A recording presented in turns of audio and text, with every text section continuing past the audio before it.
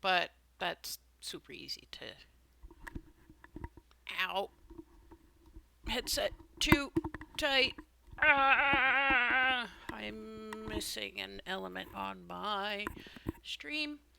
I get that added and start the game again. And do, do, do.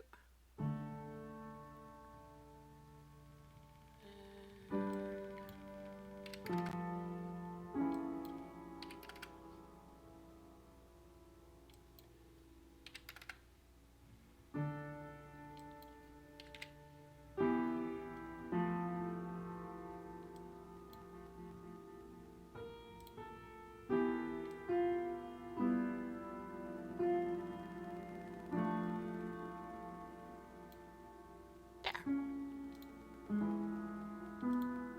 Okay. Now, if I resize this, it should resize it on the stream.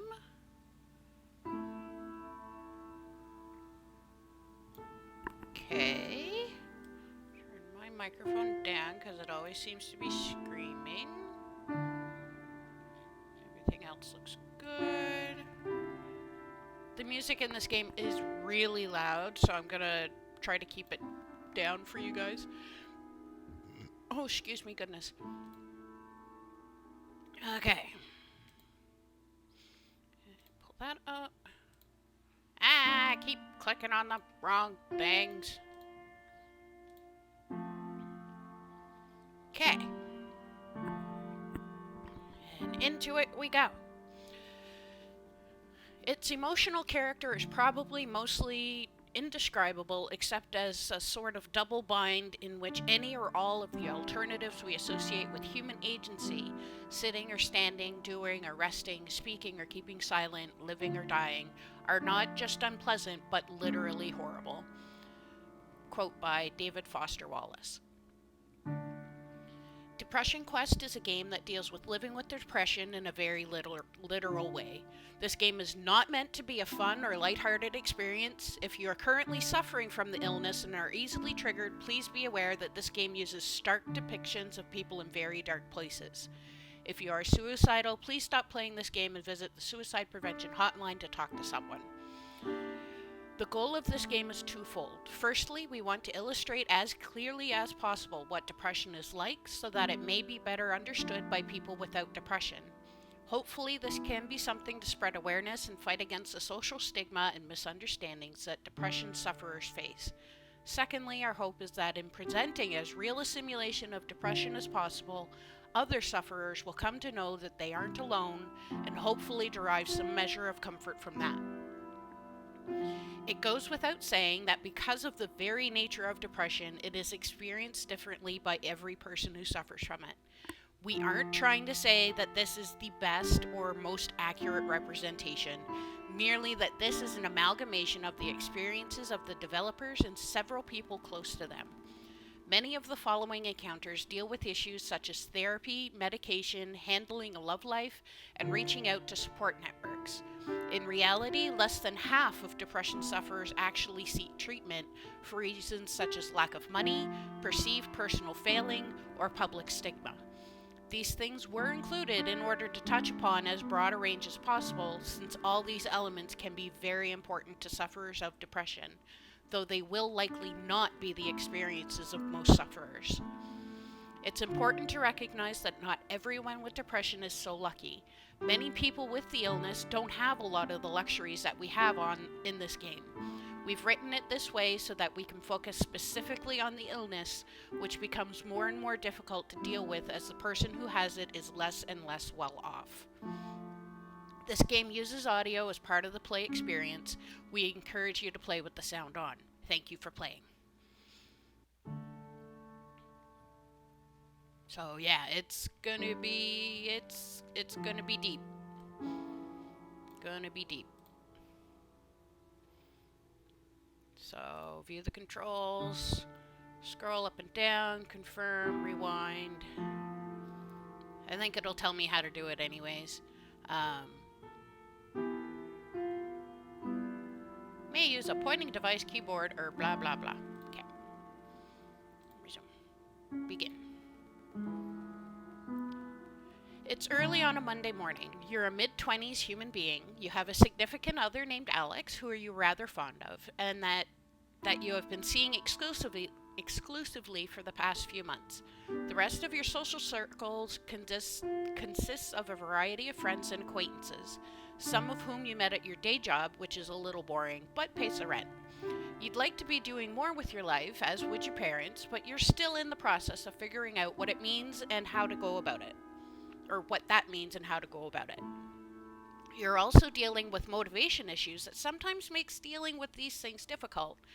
You feel like this is probably your fault, and on bad days can feel inwardly angry and down on yourself for being lazy. But you're not quite sure how you can break out of it or how other people deal with these feelings and seem so very functional. You spend a lot of nights fixating on thinking about this, but never seem to do anything about it other than lose sleep. It's an unseasonably warm Wednesday evening. You spent the past several hours at work. The past week or so, you found your job motivation flagging more so than usual.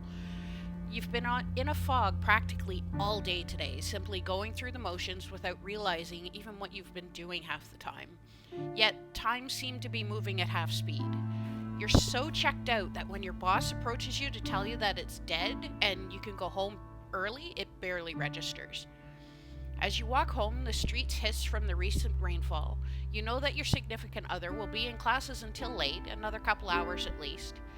You briefly consider using the serendipitous solitude to catch up on that project that you've been working on haphazardly for the past few months. And I clicked on project. A while back, you and some of your older friends were out at a bar catching up after liquefying considerably more of your paycheck than was perhaps reasonable and ending up thoroughly in your cups. You open up to the only people you really consider yourself close to and end up launching into a drunken tirade about the meaninglessness of your utterly menial job and ultimately your own existence. Having never really seen you in such a state before, your friends were briefly taken aback by your sudden uncharacteristic outburst. One of your friends suggested that you get involved with your hobby on a more regular long-term basis, suggesting that spending your energy on something you actually care about might help you to better cope with the shittiness of your 9 to 5. Although you were embarrassed that you let your guard down and you felt self-conscious at seeming to have single-handedly brought the mood down at the table, you convinced yourself on the cab ride home that maybe it would be worth trying out. You began your project some months ago and have, miraculously, managed to keep at it, though your level of motivation and subsequent effort rises and falls considerably. While you were surprised when you started at how good it felt to actually work on something you were passionate about, lately you found it hard to muster the energy to really care about even this. As soon as you think about the work that awaits you at home, you can feel the panic creeping in from the back of your brain, unbidden. All you can think about is how incredibly far behind you are, and the amount of work seems nothing less than insurmountable. By the time you arrive home and change out of your uncomfortable work clothes, the stress is weighing down on you like a heavy, wet wool blanket. Your computer seems to be staring you down from your desk. You want to sit and work, but the mere thought of trying to work sends your stress levels flying.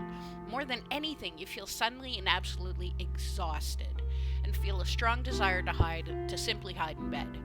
Do you order some food, grab a drink, and hunker down for a night of work?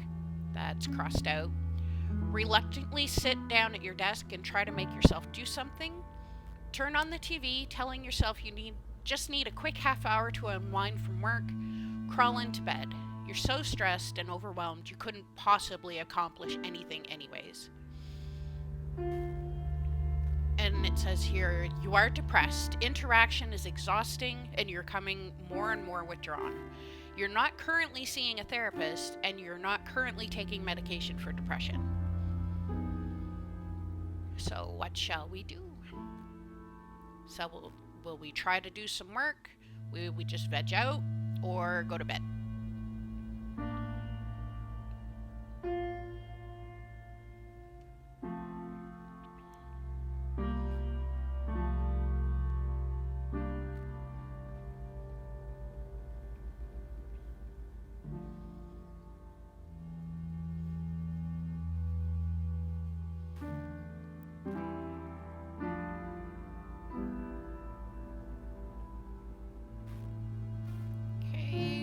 Remog says 2.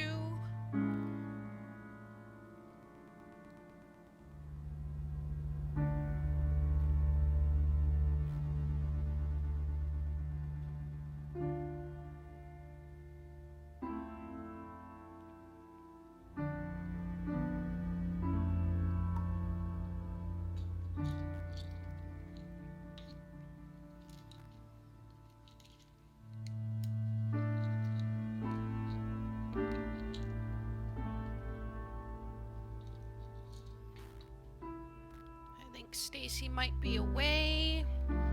Her other half is probably calling her on their break.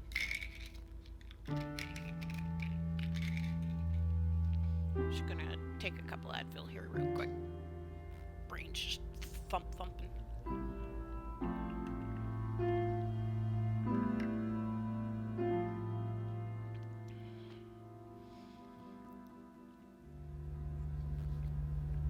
So we're gonna go with 2. Reluctantly sit down at your desk and try to make yourself do something. You make a stop at your fridge, turn your favorite playlist on, and sit down to start working. You open the last file you were working on, and as soon as your hands touch the keyboard, your mind goes blank. All of the motivation and ideas you had when you arrived home vanish in a flash. Your brain seizes up, and you find yourself physically incapable of any sort of productive thought. You take a break to loosen up, hopping into your email box, Twitter, and various other internet-based distraction fodder. Frustratingly, this pattern continues throughout the course of the evening, and as soon as you try to focus on work, your brain diverts all its energy away from the task at hand. While you keep flipping back to your work, you find the sheer mental effort involved in keeping your brain focused is overwhelming and tiring. A few Twitter arguments, YouTube videos, and sparse amounts of actual work later, your playlist flips back to track 1, and the ice in your glass is all but melted, diluting the last dregs of the Coke you were nursing. You look at the clock and realize that a few hours have passed since you sat down to work, and you've made negligible progress. You can just wake up early tomorrow and catch up, you think to yourself as you climb into bed, even though you know that never actually happens. You're very depressed, you spend a large amount of time sleeping, hating yourself, and have very little energy or motivation, and the other 2 still haven't updated. So next. It's a mild Friday afternoon, so this is 2 days later. Alex calls you from one of her classes telling you that there's going to be a really awesome birthday party tonight at her apartment that one of her roommates is throwing. You've hung out with this roommate a few times with Alex, and you get along well enough, but aren't particularly close. You don't have to work in the morning and have nothing else in particular to do that tonight. You're feeling kind of run down, but you've been fatigued most of the time lately. You mention that you're feeling ill because you're not sure how else to explain those feelings to someone else, and say you aren't sure that you can make it tonight. There's a second of silence over the phone, but you can swear you can hear the sound of your partner's face fall. She tries to convince you anyway. You haven't seen her this week, and she sounds pretty insistent that you come over. She even drops a few suggestively worded hints that you can stay over with them tonight after the party. What do you do? Shake off your funk and go have a good time with your girlfriend is not an option. Agree to go. Say that you're really just not feeling well and can't make it.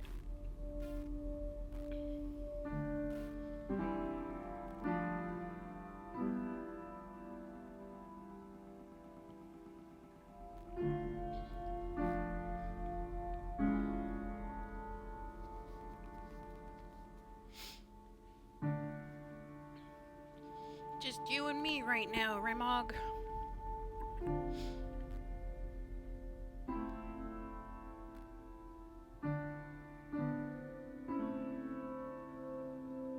It is showing, right? Okay. As long as it's showing.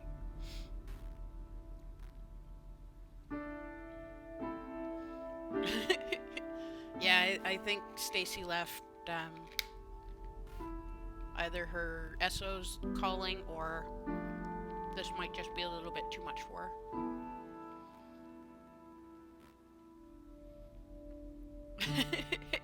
Yeah, I was thinking the same thing. So we'll say that we're really just not feeling well and can't make it. Despite your partner's pleas, you tell Alex that you're unable to make it to the party tonight. You say you feel too ill and would just be a drag on everyone. She sighs a sigh that you've heard many times before, one of exasperation but patience. Well, okay then, I just hope you feel better soon. I really miss you. I guess I'll see you next week or something. You apologize profusely and tell Alex that you love and miss her too, and promise to make plans for next weekend. She sounds somewhat distracted and distant as she agrees, says her goodnights, and hangs up. You spend the rest of the night beating yourself up for feeling too lousy to go. You leave a few apologetic and loving texts to your partner, and you feel stressed out and forgotten when you don't receive a reply. And these haven't changed. It's a little afternoon on a muggy Saturday. Your mother has come over for a surprise visit, claiming loudly that she doesn't see you as enough, so she decided to invite herself over. As you converse, she walks around your place, and you get the distinct impression that you're being inspected. So what's going on with you lately? She asks abruptly. Taken somewhat aback by this left fielder, you tell her you're not sure what she means. She repeats the question, saying that you haven't seemed like yourself lately. She gestures to the dirty dishes piled in the sink and notes the fact that you haven't called or visited in a while. Your reticence only seems to spur on more. She presses you, asking if you're having problems at work or with Alex, and you're beginning to feel increasingly battered by her sudden, well-meaning but overwhelming inquisition. Under her questions, you become increasingly uncomfortable. You want to be able to explain to her how you've been feeling, but the truth is you're really not sure yourself. Nothing horrific has happened at work or with your significant other or your friends or anything like that, but all the same, you can't deny that lately you've just felt drained and as though you're not really here. You wish you could tell your mother these things, but she hasn't been approachable about negative emotions in the past. She's the kind of person who holds the opinion that the solution to any problem is to simply try harder and maintain a positive attitude, a stance that has reared its head in past conversations when you've begun to explore the subject with her. You know she's unlikely to be understanding, and you feel the energy drain out of you when you imagine what would happen if you managed to blurt out everything you're feeling. What do you do? Tell her that everything is fine and thank her for asking, or change the subject? Because telling her is not an option and being honest is not an option.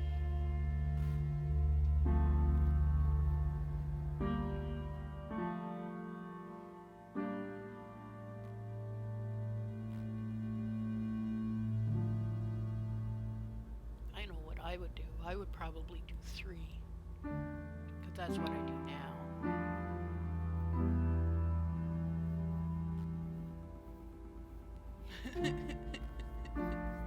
Yeah, I'm probably gonna do 3. I actually do both. I'm like, I'm fine, thanks for asking. How are you? I'm okay, Mom, really. Thanks for worrying about me. Your mother looks at you from across the room with furrowed brows, and you wonder if the tone in your voice was the least bit convincing. She slightly opens her mouth as though she was about to say something more, but instead she digs through her purse for her cell phone, having apparently decided against it. Well, as long as you're okay, honey, her voice trails. As your mother returns to what amounts to more or less small talk, you realize that this part of the conversation has happened a lot recently. Someone will express concern for you or ask you if you're okay out of seemingly nowhere. You tend to find that it's simpler just to declare that you're okay than find the right words for complicated and murky feelings. Besides, since none of them are in reaction to a specific event, maybe you really are okay and just complaining about nothing anyway. Sometimes when you insist that you're okay to those who ask, you have to wonder if you're trying to convince them or yourself. Next morning. It's the lazy Sunday morning. You're idly clicking around online as your phone rings. Sam, a coworker of yours that you're friendly with, asks how you are and makes hurried small talk with you. You typically only ever talk to him on the phone when one of you needs a shift covered, so it's slightly awkward. You're waiting in anticipation for him to ask you to come in on short notice when he veers the conversation in a completely different direction. How do you feel about cats, he asks. Mine had kittens a few weeks ago, and I'm having an awfully hard time finding a home for the last one of the litter. You don't have any pets, right? It takes you a moment to process this new information, and you're caught off guard as he begins to earnestly try to sell you on the idea of taking the last kitten off his hands. It's not something that you had specifically considered before, and he seems fairly insistent. She's a real sweetheart, really loves people. She's got all her shots already taken care of, and the vet said she's healthy as a horse. I can bring her over by your place tonight if you're interested. You look around your apartment and try to picture a cat in it as he continues to tell you about how cute she is. You tell him that this is all kind of set and you don't have anything for the kittens set up here.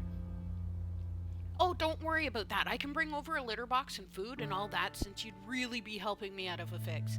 It's the least I could do. I just don't want to have to put her in a shelter. You can't help but feel like you're being guilt-tripped, but you decide to give it some serious consideration. It does get awfully lonely around your apartment, and it might feel less empty with a cat around. However, since you've been feeling so down, it might not be a good idea to take on the responsibility of a cat, even if they are fairly low maintenance. What do? Become a cat owner? You could use the companionship. Decline, you're not in a good enough place to be taking on more responsibility right now. Or decline because you don't like cats. I already know what I'm going with. I want a cat. You accept the offer of the kitten and hang up shortly after making arrangements for when your coworker can drop her off tonight. After hanging up, you worry about if you've suddenly taken on a responsibility that you can't handle and hope you don't make a small animal suffer for it.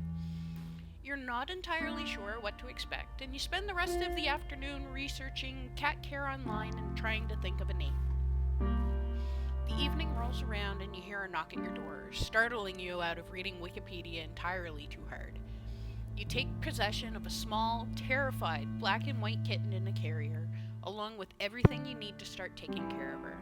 You take her into your bedroom, close the door, and open the door to the carrier excitedly. She cowers in the back of it and you back off.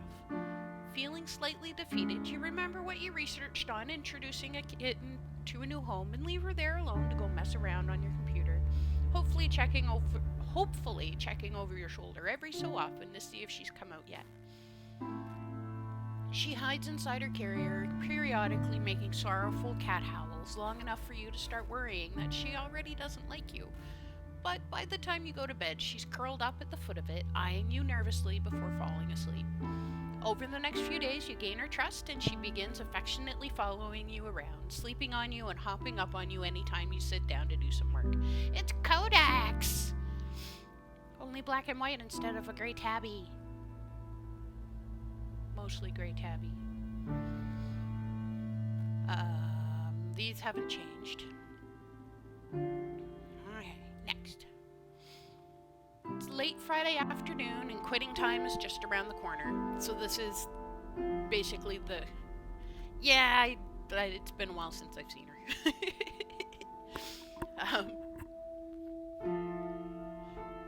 Or maybe Tika?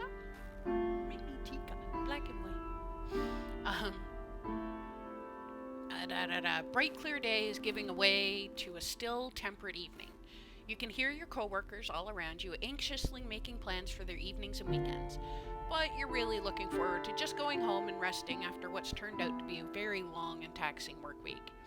Just before the end of your shift, you get a call from Alex. It seems a group of your mutual friends are heading out to a nearby pub for dinner and drinks to celebrate the end of the week, and they want to know if you'd like to come along. You tentatively tell her that you're emotionally exhausted from the work week and a social outing like that would just take too much out of you today. You encourage her to go and have a good time, since you know it's been a while since she's gone out with friends. But the effort feels futile since you know that she isn't going to go without you. A couple hours later, the two of you find yourselves in a familiar position, on the couch, watching comedy shows on Netflix, a box of pizza open on the coffee table in front of you. As you look across the couch at her, you start to feel anxious. You feel bad about effectively forcing the two of you to stay in tonight, again. While you're always appreciative of your partner's efforts to take your feelings into account and help make sure you're socially comfortable, you sincerely worry that you're holding her back from enjoying a more fulfilling relationship. While she does seem to enjoy spending time with you, as the two of you sit in comfortable, almost contented silence watching old shows you've each seen 2 or 3 times before, your ever-increasing fear that your relationship is becoming one-sided weighs more and more heavily on you. You feel more than ever like a burden or a ward to her, and it's virtually impossible for you to see what value you could possibly offer to her in return. Worst of all, this nagging fear has made you feel more self-conscious than ever, withdrawing ever inwards, and you've started to pull away from even Alex herself. What do? Ask Alex if she's happy with your relationship, or don't say anything. You're already worried about her being upset with you.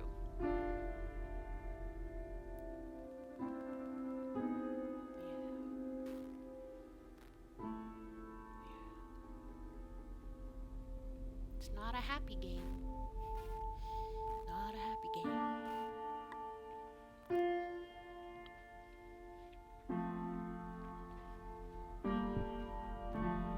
I actually found this game by doing a search on games to help with depression, and this was like the number one on all of the lists I found. Stacy says 4.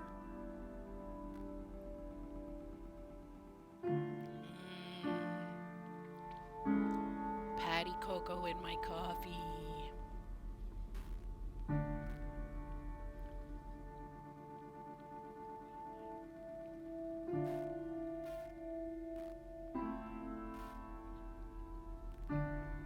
I'll go with Stacy this time since she missed a vote. This is far from the first time you would have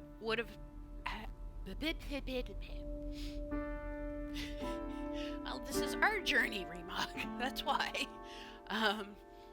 This is far from the first time you would have had this conversation with her, and it's one that plays out the same way every time.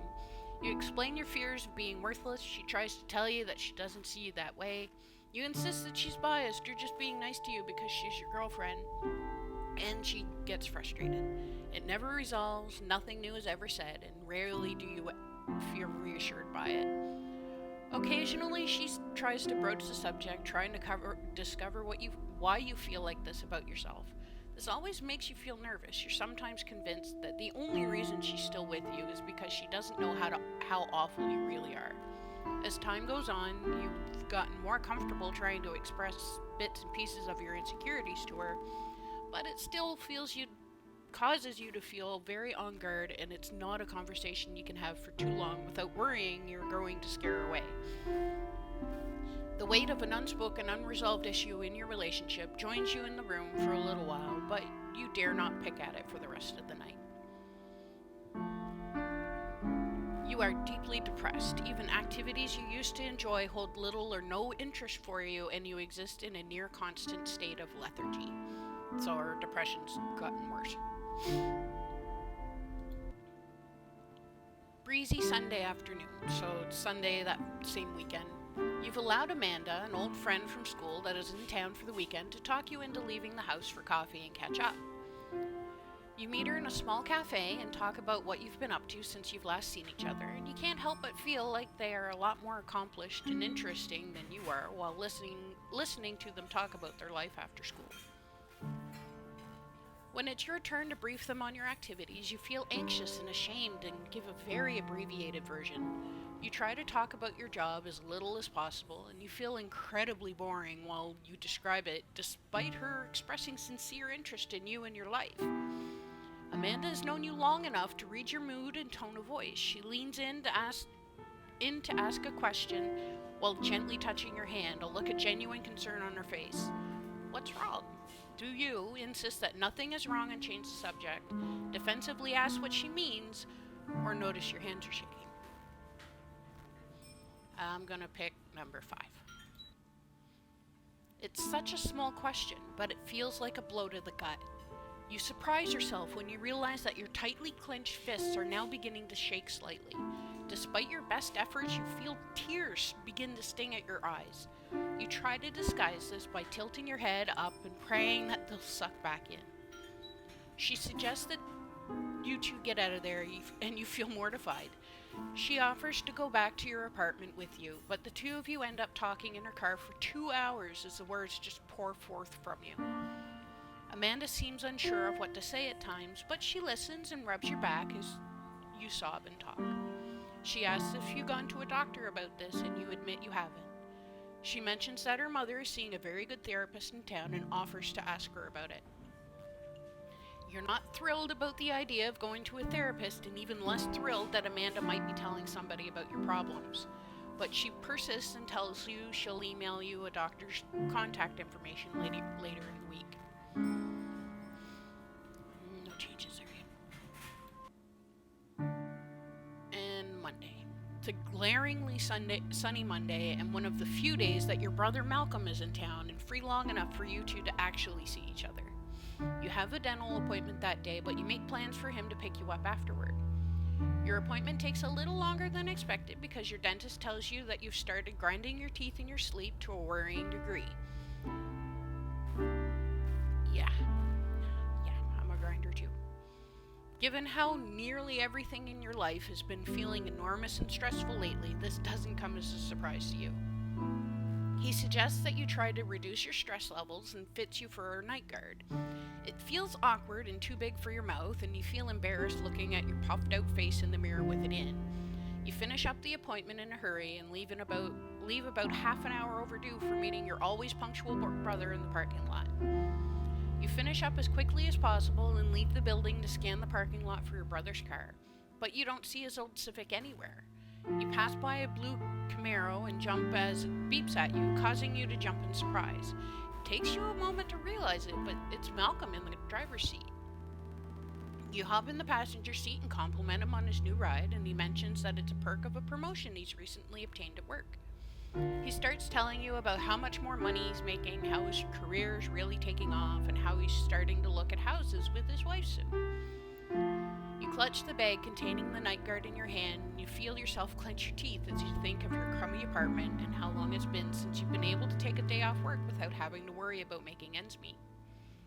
He's only 2 years older than you, but it feels like he's eons ahead of you in every other aspect of your lives. So, yes, how did your appointment go? Did you get drilled full of holes or what? A sense of shame creeps over you. Lie to him and tell him it was routine cleaning, or tell him about your tooth grinding problem, but not the stress causing it. Tooth grinding. Why would I walk out of a dentist office with a bag if I only got my face drilled? Dentist said I'm apparently grinding my teeth too much when I sleep. Oh? Been stressed out lately, kiddo? I decided that you don't really want to go in. Deciding that you don't really want to go into it, you tell him that you don't think that's the case and it's probably just a random thing. He doesn't pry farther and instead begins reminiscing with you about the time you chipped a baby tooth because he accidentally knocked you over once. You go out for dinner and catch up on things, but you still feel somewhat distracted by the gnawing anxiety in the back of your mind. Though you enjoy your brother's company, you still feel like you want nothing more than to go home and hide from the world tonight. It becomes hard for you to try to stuff all of your horrible feelings down and go emotionless when someone like the dentist can see a fraction of what goes on inside your head. It leaves you feeling embarrassed and weak, and you hate yourself for feeling that way. You wonder if you're really fooling anyone into thinking you're a normal person, and then you wonder if your brother knows and is hanging out with you out of pity tonight. After he drops you off at your apartment, you throw the night guard out. Can't stand to even look at the thing. Next. Oh, Stacy's got a delay. It's a dry Sunday morning. You grab your morning coffee and scoot your rapidly growing kitten off your office chair, and despite her protests, sit down at your desk to check your email. 3, 2. What's up, Stacy? A new message pops up in your inbox almost as soon as you do. Oh, as soon as you do. It's from Amanda, and you remember your meeting in the cafe and awkwardly bringing up your feelings to her. Hey, buddy. Hey, sorry it's been a few weeks. I meant to get this to you sooner, but it took a while for me to get a hold of my folks back home. Dad told me to say hi, by the way. Anyway, I remembered that what we talked about last time I saw you, and I hope you aren't insulted, but I asked my mom for the number for her therapist. Don't worry, I didn't tell her who it was for. I think she's worried about me but now, though. Haha. Anyway, the number is 647-723-5274. This is a Canadian number. That's it's Ontario. Marking it down just in case. 7, 2, 3, 5, 2, 7, 4. Never know if you're going to need it. It's a really good office. You should look into it. Talking to someone never hurts. If you're worried about money, don't be. They're one of the few that has a really good sliding scale fee system and won't charge you what you can't afford. I hope you're feeling better. It was really nice to see you again. Amanda. Still early enough that you could call and make an appointment today. Your kitten curls up in your lap as you consider what to do. Sleep on it and see how you're feeling in the morning.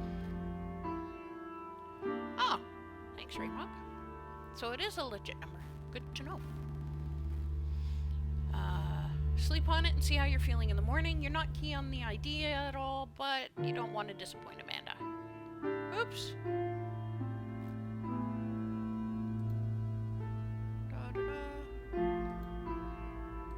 Thought I had links turned on.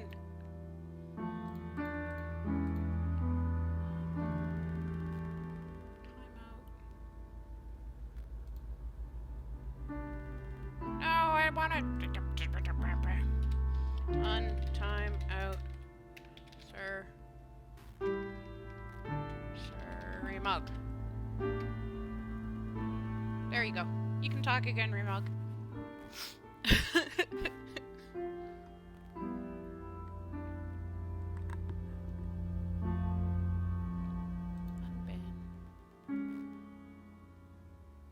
Weird. I thought I had the links fixed. Was the Silverthorn bot? What bot caught you?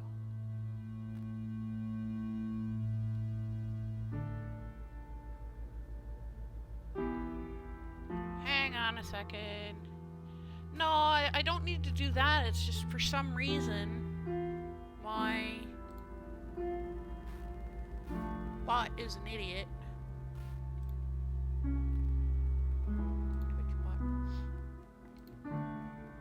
Excuse me.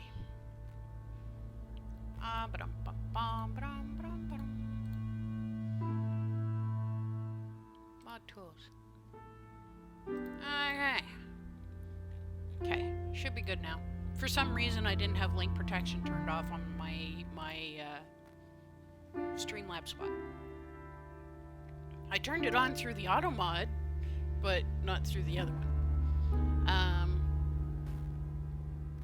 Don't want to disappoint Amanda. Close the email without thinking more of it. That's just embarrassing enough already. Don't want to disappoint Amanda. The thought of picking up the phone and calling someone about this right now is overwhelming. Sure, you're having a hard time lately and have motivation issues, but are you really in need of therapy? Shouldn't you be able to just get over it yourself? What if they put you on medication that makes you feel like a zombie? What if you go to and the therapist looks down on you? What will Alex think about this? Trying to think about all these things at once makes it feel like a very big deal, and you decide to take your time to think on it. The rest of the day passes quickly, and that night you have a hard time trying to sleep because your brain is too busy thinking about all these things and imagining all of the ways it could go horribly wrong. The next morning, you check your email again and with blurry eyes and a mewing kitten. Amanda's email is still there, seemingly waiting for you. You're no more decided than you were yesterday. Call after wrestling with it, or don't call. I'm gonna call. You read through Amanda's email 2 or 3 times, then sit and stare at your computer for a while. While the memory of that uncomfortable conversation makes you feel newly embarrassed and self-conscious, part of you is also encouraged by the fact that she cared enough to get back to you at all. Sitting in front of your computer, you start to question things like whether or not Amanda sent you this number out of pity, or perhaps some sense of obligation after having listened to you. You question her motives and the validity of her concern, and whether or not you think seeing a therapist would even be helpful. Yet, almost unconsciously, you reach for your phone, and before you realize what's happening, you're listening to the therapist line ring. Before you can bring yourself to hang up, you're listening to the slightly clinical, but not unpleasant voice of the receptionist to ask how she can help you. I'd like to make an appointment with the doctor. You manage to stammer out. Conversation is quick and not nearly as as unpleasant as you were fearing, and quicker than you can say Freudian slip, you've scheduled an appointment. Quicker than you realize, appointment day rolls around. What do? Head to the therapist's office even though you're totally unsure of what to expect. Sit in your car terrified and try to talk yourself into or out of going. Just the thought of going to your appointment ties your stomach in knots and you crawl back into bed. We head to the therapist's office. You have your first session with your new therapist, Susan Melville, a tall woman in her mid-40s with a disarming demeanor and patient eyes with the start of the slightest smile lines. She makes you feel comfortable fairly easily, which is a pleasant surprise after all of your anxiety over the appointment. As you leave, you make a second appointment. You're still skeptical about all of this, but figure you might as well see where this goes. The hardest part, it seems, was taking the first step. You're still not sure if and how you're going to tell your family or your partner, but you figure you'll deal with that when the time comes. Either way, you feel relieved that you managed to see this through instead of being paralyzed with worry over it. Even if nothing comes of it, you did something you said you would instead of flaking out or running away. You're emotionally exhausted when you get home and collapse into bed. You sleep better that night than you have in a week. You're not sure if it's because you were so tired when you got home or if it's because of the therapist. So now, you're not deeply depressed, we're very depressed, spend a large amount of time sleeping, hating ourselves, and have very little energy or motivation. Spend some time on a therapist's couch, you're having difficulty finding the motivation to continue going to your sessions. It's early on a Wednesday morning. Lately, you've developed a nasty habit of waking up 10 to 20 minutes before your alarm rings, and unfortunately, today is no exception. You lay in bed, each minute ticking closer and closer to wake-up time, and passing on a swelling wave of ever-encroaching dread. Sooner than you would like, your alarm blares with caustic inevitability. You frantically pound the snooze button and then retreat under your blankets, as if the warmth of your comforter can shield you from the passage of time. You almost always have difficulty rising from bed, but today that simple task seems nothing short of Herculean. After several snooze cycles, you decide that you just can't deal with work today. You're incapable of even rousing yourself from bed, let alone going into work and having to force yourself through a work day. Not to mention you've snoozed so many times that it would be impossible to make it in on time now anyways.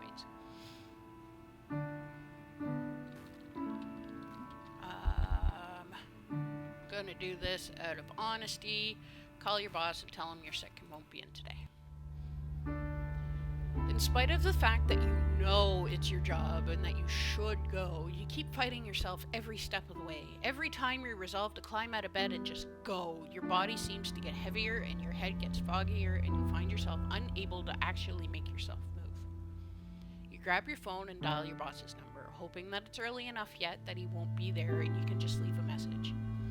Fortunately, after a couple of rings, voicemail picks up and you leave a message explaining that you're sick and won't be in today. As you hang up the phone, you worry that perhaps your message sounds like a lame excuse. You hope your boss won't call or email you to follow up with your message, but for now you're too foggy to do too much of any sort of thinking, and eventually you fall back into a sleep that's both heavy and restless, with your kitten curled up at your feet, occasionally repositioning as you toss and turn. When you wake up the next morning, short of feeling well rested, you actually feel more stressed out. While it was definitely nice to get a break from work, you're now faced with a new problem you hadn't considered before. You still have to go to work today. While you aren't having the same problems physically getting out of bed you were having yesterday, the prospect of having to face your boss after missing a day of work does not seem appealing in the slightest. You worry that your absence won't be seen as believable or legitimate, that your coworkers and boss will think you were just trying to half-assedly play hooky. Or worse, you fear that someone will actually ask you what's wrong. Being caught in that instance and having to either make up a half-baked excuse or worse, that they'll see right through you and know quickly has your mood matching the drizzly weather outside. You know that you have to go into work, but your fear of being perceived as either lazy or defective is making you regret yesterday's decision to take the day off, and ultimately you feel worse for it. And no changes there. 2 a.m. on a Sunday, and you have to work in the morning. You roll over to see the sickly green glow of the time displayed on your LED alarm clock and let out an exasperated sigh. You've been trying to fall asleep for over 3 hours now to no avail. Every time your head hits the pillow, you're overcome with anxious thoughts that wrap themselves around each other. Worries about your job lead to worries about your future, lead to worries about your very identity, and you're unable to shake them off long enough to doze off. Your eyes won't even stay shut as your mind races through imagined scenarios going horribly wrong, which you promptly attribute to your general worthlessness. Your thoughts run too fast for you to come to any satisfying conclusion on any of them. Your room is completely silent, but the silence is given way to a loud static noise rattling around in your head. Your heart beats loudly and you worry it's beating a little too fast. You worry that if you focus too strongly on your racing heart, you'll freak yourself out hard enough and you'll have a heart attack. Hi, Sham. You have to be awake for work in a mere 8 hours, and you know that your work is so much worse on only a few hours sleep. What do? There's only one option. Go to your computer. Sleep is clearly not happening, no matter how long you lay there. You get out of bed and head to your desk. Laying in bed with nothing but your thoughts to keep you company makes you feel like you're going insane. The harshness of the light coming from the screen makes you squint as you turn it on, despite how often you find yourself in this exact situation. There have been so many nights lately just like this. As you begin reading a news story, an online friend of yours IMs you. Friend, you're up late again, I see. Yeah, I can't sleep. Again. Thinking too much again? You guessed it. Sad face. Want to talk about it? You end up talking with Attic for quite some time about how you've been feeling. He's always been easy to talk to about personal matters, and the added security of talking online helps. Being able to rethink what you say as you type it out and check it before you send it out helps you gather your thoughts, and you find it less intimidating in a way to type it all into a prompt than to say it out loud. I don't want to be that guy who thinks they can diagnose something because I read a Wikipedia article, but it kind of sounds like you might have depression. You should talk to someone about that, like a doctor. You pause. Are you really that transparent? Or is it that you've gotten used to talking about your feelings at this point? Your insomnia makes you a little paranoid, but you shake it off. We can do some research and see if there's a good doctor near you. It's not like you're going back to sleep anytime soon anyway. Might as well do something while you're awake. Smiley face. And tell them the truth since we've been honest with them so far. Already talked to someone. Oh, okay, I'm glad you're taking that step. I've heard it's not an easy one. I know people kind of suck at understanding this sort of stuff sometimes, but there's nothing wrong with having depression. You wouldn't be ashamed to have bronchitis or something, so there's no reason to be ashamed if it's your brain that's sick instead. Coffee time. Coffee. You spend a few more minutes talking with Attic about your therapy and your feelings about it. He's incredibly supportive, and you're happy to find that you have a confidant that understands your illness and is willing to lend an ear when you're having nights like this. A little while later, you fall back into bed, kitten in tow, and find it easier to drift off to sleep. Even in therapy, you know you're still going to have nights like this sometimes. It's good to know that you have a friend who will help carry you through them. It's a chilly Thursday night, and you've just gotten off work. This has felt like one of the longest days you've faced in recent memory. Even though nothing exceptional had happened, a ton of minor things kept going wrong, and coworkers have tried your patience throughout the day. You considered leaving work early, but you've already had enough absences lately on the days you feel too crushed by the job to get out of bed and didn't want to risk it. You're lost in thought on the commute home, and your feelings of frustration both with your life and the world around you build as you run into minor annoyances like someone bumping into you really hard as they walk by. By the time you get home, you're exhausted, and remember that these feelings were ones you identified as negative feedback loop with your therapist. These pent-up feelings aren't dying down and are eating at you. You open your front door and stare at your apartment. An overwhelming feeling of exhaustion overcomes you, and you feel like your energy levels are low enough that you'd likely settle into a single activity tonight. What do? Reach out to someone close to you, or don't burden anyone with your problems and distract yourself.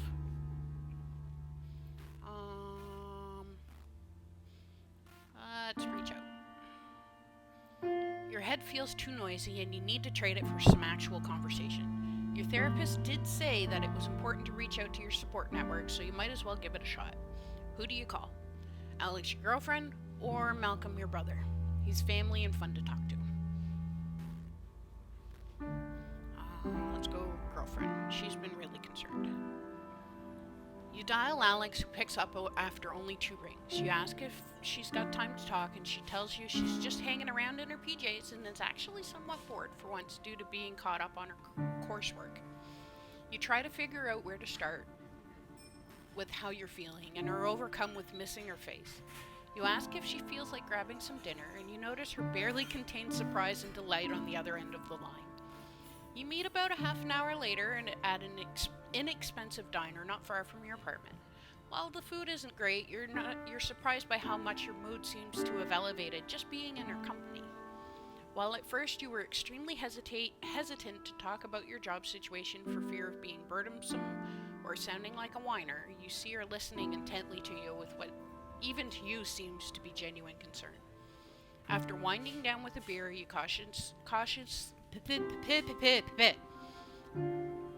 cautiously open up a little bit more about your feelings surrounding your job and how drained it leaves you feeling. How you feel like you're simply existing, selling days of your life for no real purpose. You surprise even yourself when you start talking about how frustrated and stymied you feel by your job. About how you used to feel passionately about things but feel like all your energy and capacity for creativity is getting leached out of you each and every workday. You can't remember how long it's been since you've externalized this much raw emotion.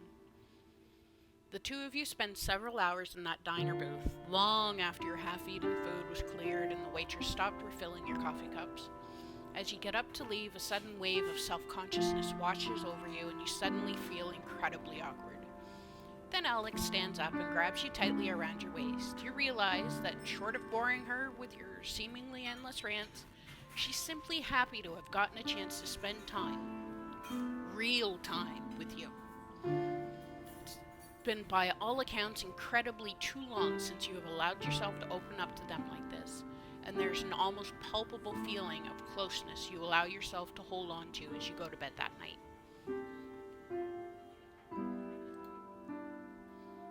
It's an utterly nondescript Wednesday afternoon. The type of afternoon that would completely fade from memory unless one made an active effort to preserve it.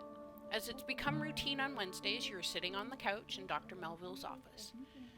To your mild surprise, she begins the session by breaking her characteristic therapist silence and begins speaking up right away.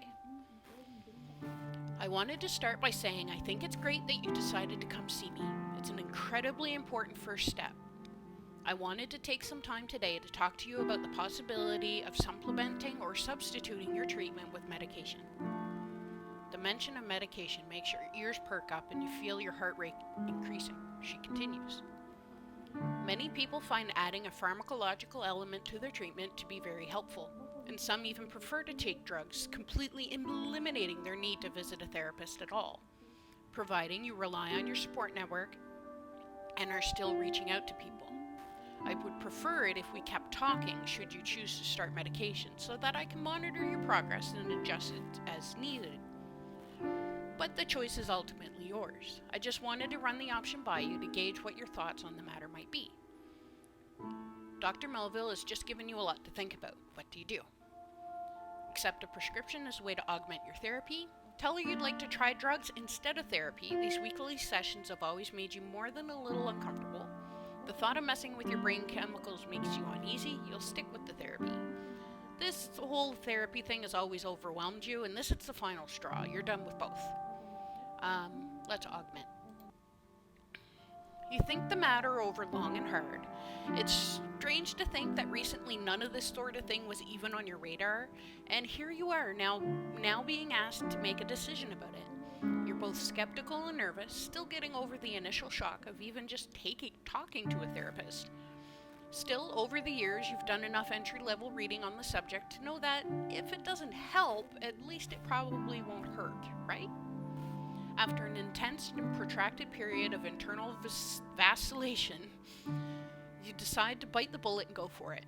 You tell Dr. Melville that you'd like to try medication in addition to your therapy, and you spend about half an hour going over what you'll be taking and what you should expect from it. Thinking back on the decision later, you're pretty sure you had your fists tightly clenched the whole way through. So, very depressed. We're getting a little bit better. Time on a therapist's couch, and now we're being prescribed. It's a Wednesday evening, and you're visiting your parents' house for a holiday. It's one of the handful of times during the year that you drive out to visit your old hometown, and you've seen random people you'd gone to school with around town. Whenever bumping into them, the usual short versions of what you've done since graduating are exchanged. You've gone through a few of those today and have been very aware of how much you feel you haven't accomplished. When you were in high school, you had much larger plans and you feel like you failed to manifest most of them. Even if you had managed to, you've largely lost interest in what you thought you wanted to do growing up. Now, you're not really sure what you want to do, and you felt like you're lacking the ambition or drive to figure it out. Everyone you've caught up with seems so much happier than you, and they've got their lives all figured out, and you've kind of been feeling like a failure by comparison. Your brother Malcolm arrives with his wife in tow shortly before you all sit down to dinner. He's been traveling for his job lately, and you haven't seen him since the day he picked you up from the dentist. Your parents haven't seen him since before then. During dinner, they all catch up, and Malcolm talks about the amazing things he's done on the road. Your mother turns to you and asks what you've been up to since you've seen them last. Oh, same old, you say. Nothing really new going on. Your mother makes a face. Oh, nothing new? How long you planning on staying at that job of yours? What do you say? Lie and tell them what they want to hear, that you're actively looking for a more prestigious position? Admit that you don't know what you want to do, or excuse yourself to the bathroom. Don't know what to do. Parents always know when you're lying. Or they find out eventually. But they'll always know. Actually, you start sheepishly. I'm not really sure what I want to do right now. Your mom puts down her fork. So what? You're planning on living the way you do for the rest of your life? How would you afford a house on that paycheck? What about kids? Your father interrupts, lightly placing his hand over your mother's. It's okay, Linda. Let the kids be what they are. There's nothing wrong with not knowing what you want to do in your 20s. I didn't get into construction until I was nearly 40. Your mother looks across the table at you, unsatisfied with her husband's reasoning. I don't think it's normal for someone at that age to not have a path. You need to think hard about it, or you'll never make anything of yourself. Mom, come on, Malcolm interjects. This emotionally exhausts you. You want to tell her that you're thinking hard and that not knowing what you're doing with yourself bothers you more than it could ever bother her. That sometimes it feels like you're lost in the woods, and that if you were to drop dead in your apartment, the world wouldn't notice. You want to make her understand that more often than not, you feel like an alien. Like there isn't anywhere in this world that feels like a place where you belong, and you have no idea how to fix it or what to do.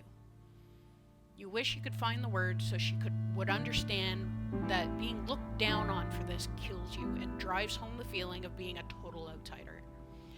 Instead, you get very quiet for the rest of the meal while your mind goes numb. Everything inside you feels exhausted. It's a rainy night. You're hurrying through the rain to Alex's apartment at her behest. Though your pace is quick, the rain is steadily soaking up your pant legs as you traverse the town, and it's darkening your already poor mood. The call came while you were at home after a day of dealing with abnormally frustrating people. You'd spent the afternoon trying to unwind and get some work on your project done. Alex called and interrupted one of your try to make progress, frustrated not making progress, have a harder time making progress due to the frustration repeat loops. And you haven't fully shaken off the feelings of being annoyed with yourself from it yet. You knock on her door, and the third knock, hear a voice call from further in the apartment to come on in. As you cross the threshold, dripping rainwater all the way, you notice that the lights are turned down very low in the apartment. You squint to navigate it as you clutch onto your damp umbrella, but end up hitting your shin on a side table, mumbling a profanity under your breath. You barely make out Alex emerging from the hallway, clad in what looks like to be a robe with the bare skin of her legs peering out underneath. Why don't you come in and warm up?" she asks in her designated, slightly cheesy, sexy voice. Oh, excuse me. After a beat of silence, she states more naturally, "My roommates are out of town this weekend, so I thought it might be nice to have a little fun while they're away." You appreciate her affection, but you're too wrapped up in your own negative feedback loops to be in the mood right now. What do you do? Try to unwind before getting physical. You look at her standing, barely lit, and notice there's a few candles scattered around the apartment. It occurs to you that she has tried to make this night special for the two of you. Even though you have a tight knot of antisocial frustration in your stomach, seeing how much she cares makes you want to try to melt it away so you can show her how much you care that she's gone through all this trouble. However, you desperately need to shift gears first before that's even possible. "You look amazing. Let's have a drink together," you suggest, hoping that this will give you the push you need to get in the mood.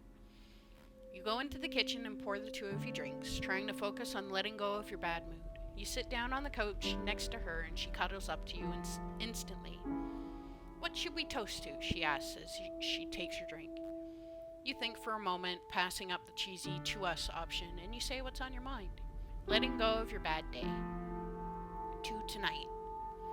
Two of you cheers and you ask her about her day. Conversation turns flirtatious and the two of you find yourselves in the bedroom shortly after. You find that you're having trouble getting into things physically with her and remember that diminished arousal was a possible side effect of her medication.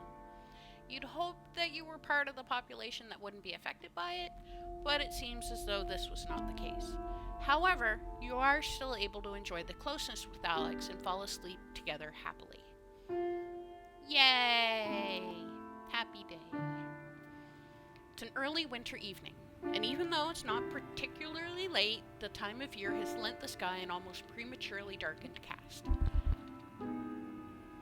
Day after day, just like today, you trudge home from a job you have increasingly come to hate. On this day, your job misery seems to have reached critical mass, and not even shedding your rain-laden and comfortable work clothes helps you to unwind from your workday. You collapse onto your couch, blank and numb. While your job always seemed to be just an unpleasant reality of existence, it was a position you sort of fell into unexpectedly, never intending to work there long term, and it's getting harder and harder to keep it up. While it's certainly not your dream job, you've always just sort of stuck it out of necessity before, but it's becoming increasingly difficult to do that. Though you couldn't even begin to imagine what else you could do, you find yourself face to face with a question you just can't ignore. Is your complacency worth the price of this level of misery? What do you do? Try and at least be productive by focusing your efforts on your project tonight, aimlessly look through classifieds for another job, turn on the TV and let your mind go blank. Let's try focusing. Sit down at your computer to blow off some steam, but are surprised to find your thoughts drifting to your long-neglected project. You talk yourself into opening it up and taking a look for the first time in what must be weeks. For whatever reason, your anger that you've been feeling towards your day job seems to have converted to pure passion as you seem to be overflowing with ideas tonight. It's as if you've got a buildup of ideas that just haven't gotten out and now you're in the zone. While you don't get an unnatural amount of work done, you do work for a solid couple hours and it feels really great. Or really feels great. Meh.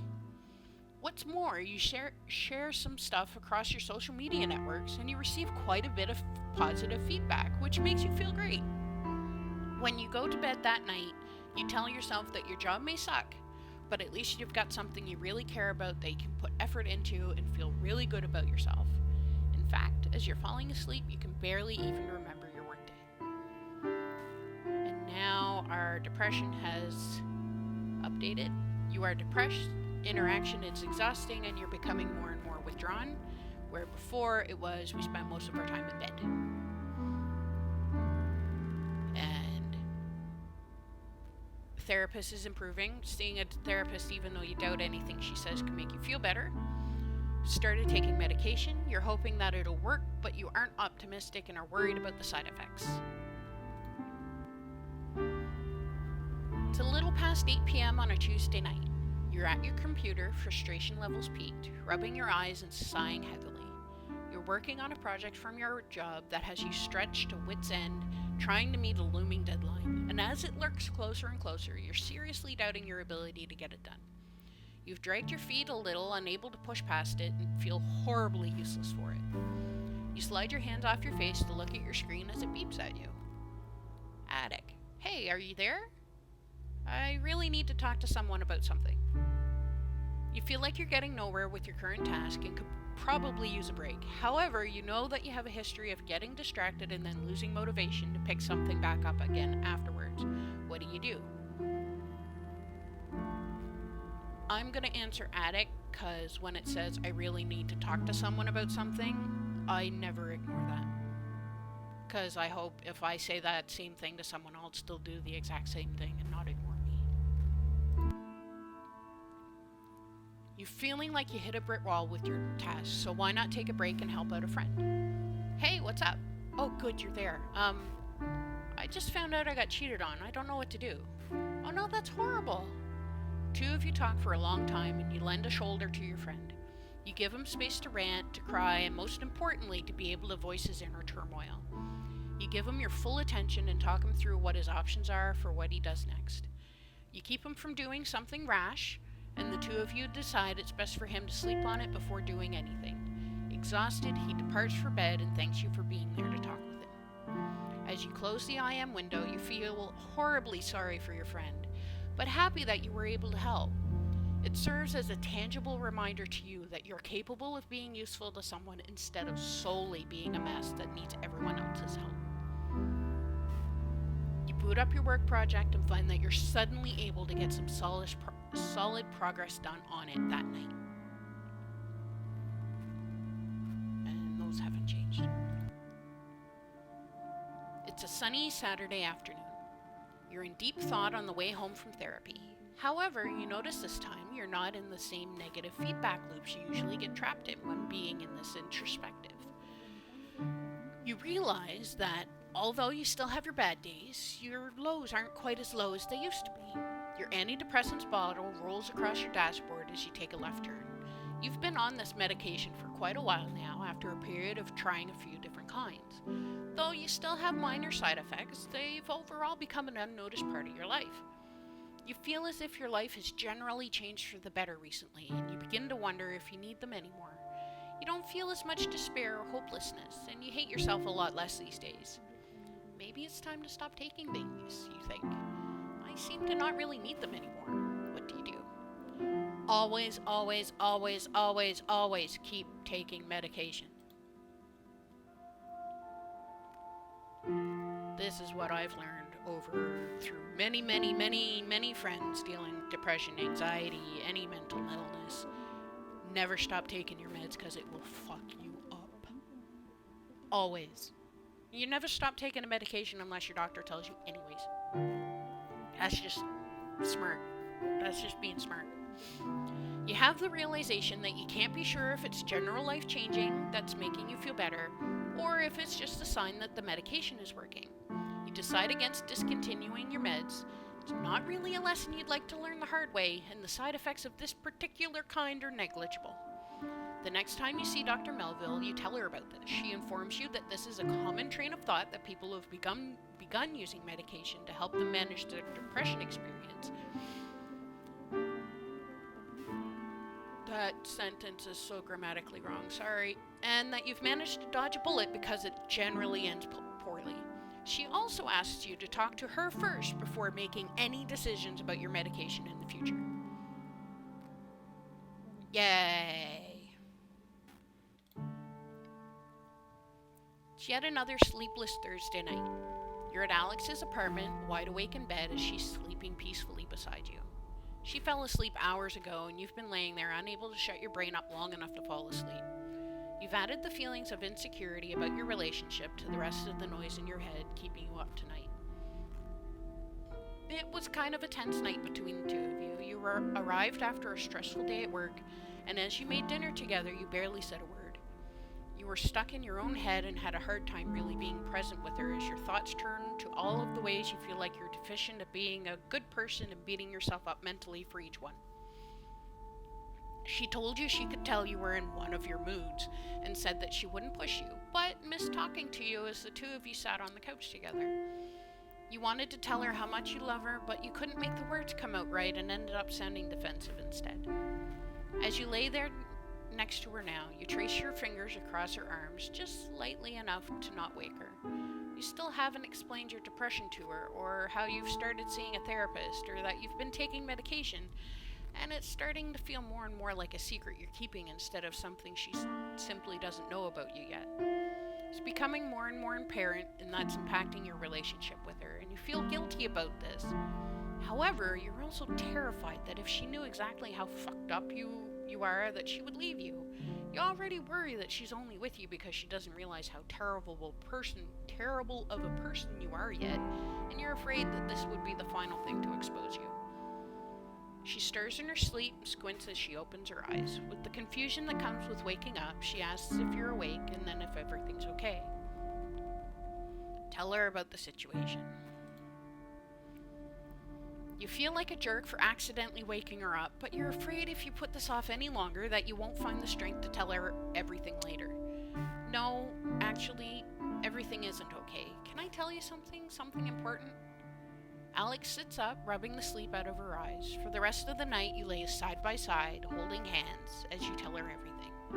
You tell her how it's more than just feeling sad sometimes, how you feel trapped by your own mind sometimes, how sometimes you feel nothing at all, and how you can't shake it off. You tell her how you've started going to therapy, how you feel embarrassed about it, and how it's working out for you. She listens the entire time, occasionally asking questions about how this or that works, or asking you to explain something further. She squeezes your hand and tells you she understands, and that she's sad you didn't tell her sooner. After laying silent for a moment, the weight of what you did hits you. You desperately want her to say something, to tell you how she's feeling about all of this, but you're too afraid of what the answer would be to ask. You start convincing yourself that now that she knows everything, she's going to leave, and there's no way someone could deal with you how you really are. So how can I help? What do you need me to do? She asks. You think for a second, and the answer you come up with fills you with despair. I don't know. I wish I knew how to fix this, but I don't know that you can do anything. I think it's just something I have to live with. She looks at you with sad eyes before kissing you on the forehead. Then I'll live it with you. I don't know how you could possibly love me. She rolls over and wraps her arms around your neck, settling her head on top of yours. You don't need to. Just know that I do. And we're getting better. You are moderately depressed. You find it hard to focus on anything because you get physically and mentally exhausted very quickly. In therapy with a good counselor, you're doing cognitive behavioral therapy techniques, and they're starting to help. Your medication is helping to keep the edge off and keep some of the darker, more negative feedback loops from being as prevalent. I think we're getting better. It's a Friday night, and you're laying across your bed feeling pathetic. As you were leaving work tonight, a group of coworkers asked if you wanted to join them for drinks. Feeling antisocial and put on the spot, you declined. You have a habit of doing this. You're often so convinced that you're weird and terrible, and that any invitation to hang out will end in disappointment for those inviting you. You never feel like you know how to act in group outings, and you feel like a total creep since it seems to come so naturally to anyone who isn't you. You find yourself petrified of breaking some unknown social rule that you don't often go out. Now, however, you find yourself alone at home. Your brain has begun telling you how pathetic and sad you are for being unable to just be a normal person and go out with nice people. You can't figure out why you can't just go out and meet people and enjoy yourself. At the same time, you're also feeling like no one would possibly want you to hang out if they really knew you, because you're dull and weird anyway. You try your typical strategy and boot up Netflix to distract yourself from these feelings, but frustration with yourself builds, and you realize you have to do something else with your night.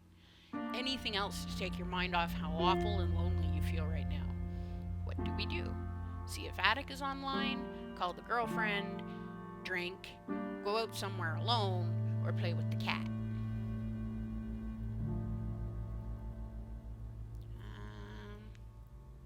Let's talk to Attic, find out how he's doing. You sit down at the computer and open your chat client. Attic is indeed online, and the two of you catch up briefly before you start passing links to news stories and weird YouTube videos back and forth.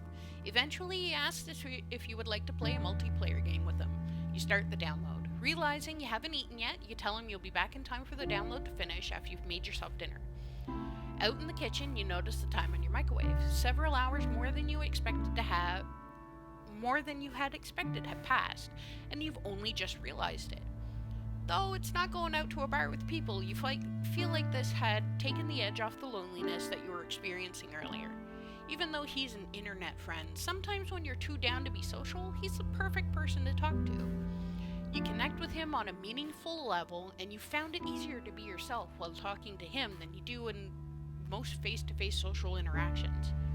When you're down, you find yourself using this as another reason to feel like a loser. Okay. As though you could only make friends as if they didn't have to deal with you in person. But for now, you're relieved to be around them. You finish making your sandwich and sit back down at your computer. Your download is finished and Attic's waiting on you to start. Yay! It's a cold Saturday afternoon. You've just arrived at Alex's apartment and you're happy to finally see her after a week of absence due to your schedules not lining up due to work and school. You hug her in the doorway, but she breaks away sooner than normal and sits down on the couch as you take off your sneakers and lay them in the usual place, right next to hers. There's something I was hoping we could talk about, actually, she says. You instantly worry that you're being blindsided by a breakup conversation due to the sudden shift in tone. But she quickly smiles and puts you at ease when she sees all of the color leave your face. Oh, it's nothing bad, I promise. With that, she leads you over to the couch and sits on the other end of it, facing you. So, I hope this doesn't freak you out, and if you feel like things are going too fast, just tell me. She talks faster than usual and fidgets. We seem to have a lot of weeks like this, and they really suck. I was thinking I'd ask, since things are so strong with us, what are your thoughts on maybe moving in together? It takes a few seconds to sink in, and leaves you a bit shocked when it does. You were worried she wanted to spend less time with you, not more. Do you want to? You ask. Well, yeah, I do. I mean, we'd have to sort out logistics and everything, but those are all things we can take care of. You start to walk through the steps of imagining the two of you living together. You love the thought of being able to wake up next to her every day and seeing her so often. However, the more you picture it, the more a few concerns become apparent. There are things that she's insulated from, like the days you don't feel like you can even get out of bed, the nights your medication keeps you from being able to sleep. All of those moments you're stuck staring at the wall, completely out of energy and feeling nothing. How would she handle that? How quickly would she want to get away? So, what do you think? We've been honest and open with her. Tell her you want to but have concerns and discuss them honestly. You're really worried that if Alex were to live with you, she wouldn't be able to deal with your days of being unable to get out of bed or nights where you can do nothing but stare at the wall and panic. Even though you've discussed your situation with her, you still fear that she doesn't realize the depths of how bad it gets. It's one thing for you to detail how you feel sometimes, and for her to see it pop up occasionally, it's an entirely different situation for it to be something she has to live with alongside you. Well, I'd like to, but I think it's best if we talk about it a bit more before committing to a decision. Although she seems a little defeated, you make it clear that you're not making any excuses and actually mean that you want to talk.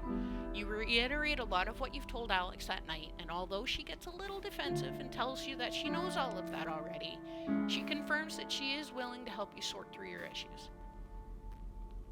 I feel like you forget I love you sometimes. I know that there will be bad days, and I'd rather try to work through them with you. We can figure all of this out together. Her words sway you, and you can't help but hold her close to you. Clearing up. It's not all staticky. You're definitely still depressed, but things are getting better. Whatever you're doing seems to be working. You really feel like you're taking steps to affect positive change in your life. You now seem to enjoy seeing your therapist. Between giving you a chance to talk things out and the CBT technique she shares with you, you find your sessions extremely helpful. You've been taking your medication regularly, and while you were skeptical at first, it's hard to argue with the fact that you're feeling better than you have in a long time. It's December, and you've returned to your parents' house to celebrate the holidays with your family. Out the living room window, you can see a gentle flurry of snow drifting down to meet the pristine blanket of white from yesterday's unexpected Christmas Eve snowfall. And you quietly laugh to yourself at how incredibly cliche it seems. Excuse me. Still, as you sit down to dinner, you can't help but notice how being surrounded by family and the overly kitschy atmosphere your mom's decorations have created have actually made you feel relaxed and almost comfortable. Your mom is running around frantically checking the oven and the stockings and just generally trying to family time it up, while your dad sits at the head of the table drinking a beer and laughing with your brother Malcolm. His wife Karen is there too, whom you've always gotten along well with, and your parents even agreed to let you bring your kitten along. She's been darting in and out of people's legs and hopping into laps all night. As you thoughtfully munch away at your turkey, listening to the conversations around you, your thoughts drift back over the last few months. You think about how hard things have gotten, replaying over in your head some of your worst as well as some of your best memories. It seems like all of these things just came to a head over the past few months with a sudden flurry of relationship turmoil and professional anxiety, social stress, and above all, an omnipresent sense of weight that it seems you have just recently become aware of. You're drawn out of your reverie by your dad's familiar booming laugh as some cheesy Malcolm made seems to have hit its mark. Sitting at the table, you're suddenly immensely glad for the chance to be able to ignore everything for an evening and not have to struggle trying to explain yourself for once. Fortunately, everyone seems to be content with laughing at each other's jokes and discussing favorite sports teams, and for a while you think you'll be able to get through dinner without any embarrassing personal intrusions. But no sooner did the thought cross your mind than the table conversation trickles off, leaving a slightly awkward silence to descend upon the dinner. "So how are you doing these days?" your mom asks you pointedly. It's such a simple question, and one that you seem to have had to answer countless times already. You take a moment to collect your thoughts, then looking up, you take a deep breath. Well, drink time. Need a drink. Dry mouth. And maybe another minute, because that was helping keeping my mouth wet. Blah, blah, blah, blah. You've never really thought of yourself as a fighter, and even to say it now sounds hokey, but looking back on the past few months to where you are now, it really does feel like you've endured an immense struggle, and you look at where you are now with a sense of something that isn't quite pride. You still hate your job and find it unpleasant, but you're surprised to find that going into work every day is no longer a monumental challenge. You've started adopting some clever techniques like taking short 2-minute breaks every hour to break up the monotony. And you now view your job as just 8 short hours of your day. Compartmentalization technique Dr. Melville told you about that you found actually works quite well. You know this job isn't what you want to do for the rest of your life, and you've started actively looking for other positions, even attending a couple of preliminary interviews.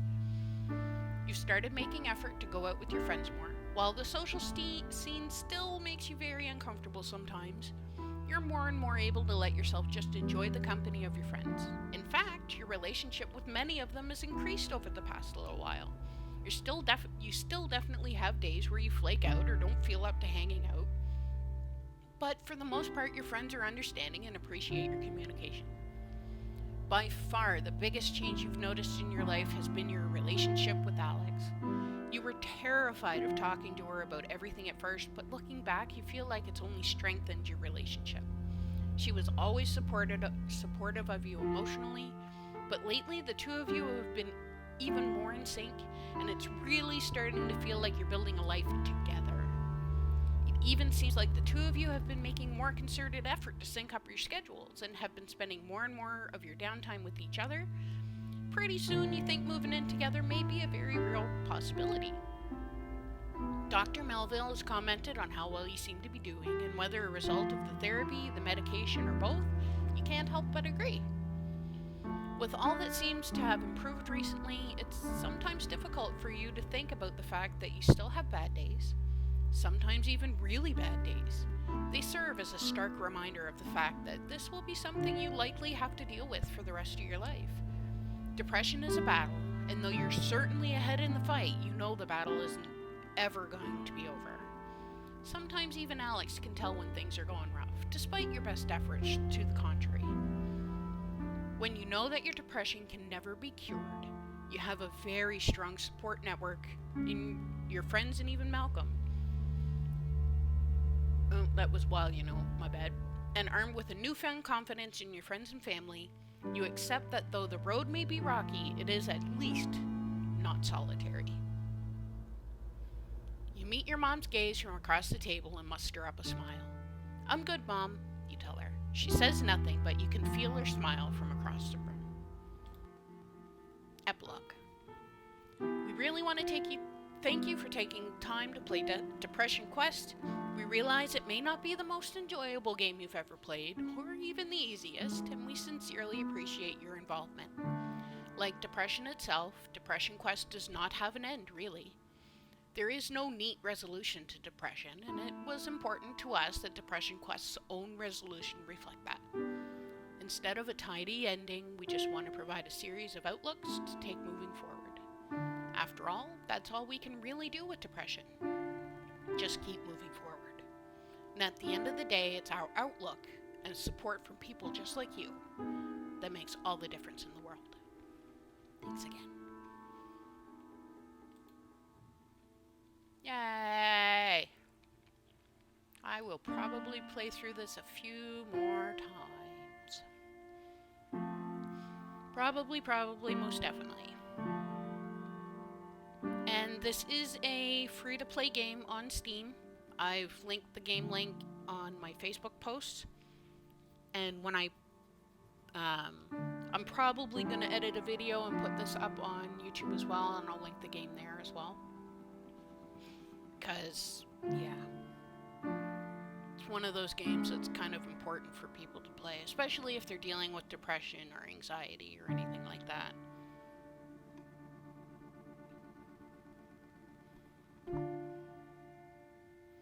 But that's it. My mouth is so dry from talking so much.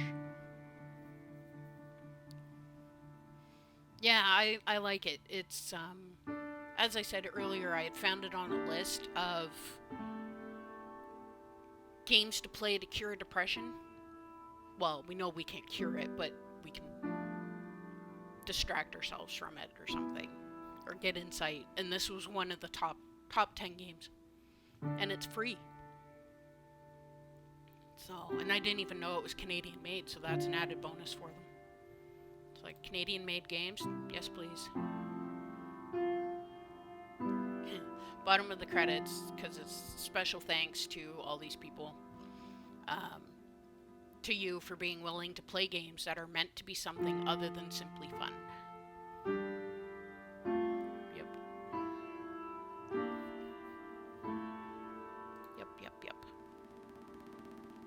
But I definitely understand the MC, the main character's project.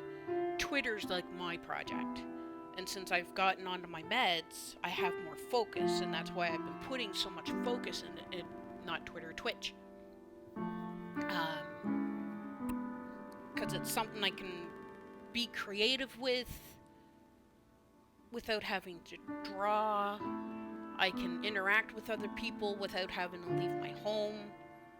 That just goes with me being antisocial, but we all know I'm antisocial. I've been like that most of my life. I'm one of those ones. I'd much rather sit in front of my computer or sit in front of the TV and do something like that than go out with people. But I like going out. I'm not against going out, but it's just not my jam. Num. Patty Cocoa Mocha.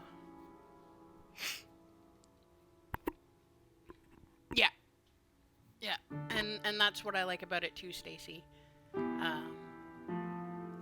And as you said the other day, sometimes just having that person there when you're having a bad day, even if they're not in the same room, can make all the difference. Just knowing there's someone there to talk with, someone there, even a voice. Like in my case, I don't type back, I talk back and reply as soon as I see you guys' messages. Um, Chat rooms used to be the way I'd meet and interact with people, and I kind of stopped doing the chat room thing because meh. But I'm liking this. I like Twitch, and when I'm not streaming, I'm on Twitch. I'm watching other streamers, or mostly the food channel, to be honest. There's a food channel, which is awesome. I'm going to close this game right now, because depressing music is depressing! Um, Cam. Where's my webcam? I didn't resize it. Oh no! Give me a second. Give me a second. Give me a second. Dum da dum bum. Oh, come on, you stupid thing. Let me scroll. Copy. Doot, doot. Delete. Paste. There. And now I can resize you. And go. Whoop. That didn't do what I wanted it to. Oh well. I still gotta fine tune it. Meh. Meh. It's a new layout. I keep playing with new layouts. I can't make up my mind. No. This one. But yeah, that's what I'm doing when I'm not streaming, is I'm watching Twitch. I don't even watch nearly as much YouTube as I used to. I watch my few channels that I have to watch, like the cooking channels, but I'm watching Twitch because I can interact with people live, especially the food channel. The food channel's awesome. It's awesome. Awesome, awesome, awesome. I wonder if I can find it so you guys can watch it too. Ah ha ha ha ha. Runny nose. Where is it? Doop. Are you muted? You are muted. Dee dee dee dee dee dee dee dee. Ah ha ha. That's the one that I'm watching all the time. And starting Fridays, starting tomorrow, there's actually a channel that streams Bob Ross all weekend. Sham knows about it, because I told her about it. Sorry. So, yeah, it's not just video games either. I've actually considered just... Oh, I do. I don't do the food one. It's a lot of smaller streamers, mostly my friends. Like, all you guys are auto-hosted, if you ever streamed. But I know you don't stream.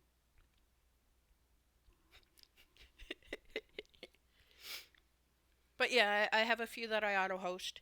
My friend Jordan, he auto-hosts me whenever I go live. So right now, my stream is on his channel. And there's one other channel that auto-hosts me when they're not streaming. Oh, that's why. Drupal AC. Let me go search for Drupal AC. Just a second. Drupal AC. Channels. I shall shoot them a follow. There, they now have a follow.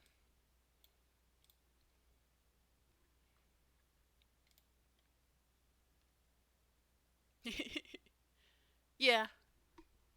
Yeah, I'm in a community on here. It's called Small Streamer Community. You don't have to sign up to join or anything like that. And I go through every couple of days. I'll go through all the live hosts, the live channels, and I'll pick ones that have stuff I'm interested in, and I'll follow them. They follow me. I auto host them, and yeah, it's kind of cool. I try to stick with Canadians because oh, excuse me, um, there's not a lot of Canadians on Twitch. So that's why you see if you go to my channel, the communities that come up under my name are small streamer community, chill streams, and Canadian. Chill streams just because it's none of my streams are rage streams. I take it easy. What are you making eyelids for, Sham?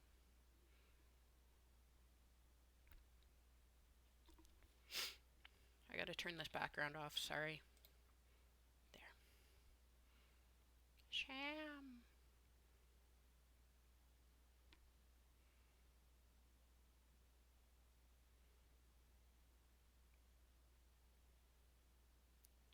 Amigurumi or whatever it is. Knitted toys. I don't know, I gotta learn how to do those. Those are absolutely adorable. Yep. Amigurumi. Moose. Mooses. Mooses. Oh, Sham, I didn't show you. I did a coaster. I showed Dad. Or did I show you? I think I showed you when you guys were here last week. Turned out real good. It's really big. Really big.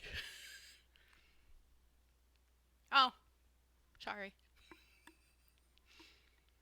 I think if I make them again, I won't do the outside edges. Um, also, um, yeah, my cups go to like this edge. All of my cups. So I could have it like this without the open holes and it would be perfect.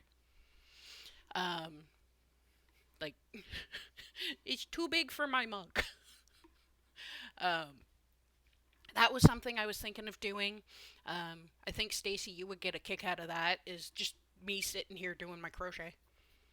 Move my camera so it's looking at my crotch, because that's where I put my crochets between the desk and me. Um, Sham, you are welcome to get me a bigger mug for my coffee. This is a 12-ounce mug. I think it's handmade. Handmade in St. Martin's. It's got a raven. I got it from John's grandparents one Christmas. It's got a raven. They got me this mug, and a book of. They got me this and a hardcover copy of Combined Works of Edgar Allan Poe.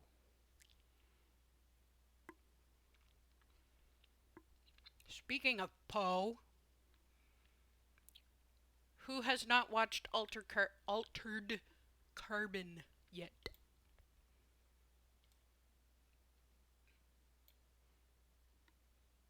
Because I am curious. And I'm resizing this frame again. You have not watched Altered Carbon yet, Sham?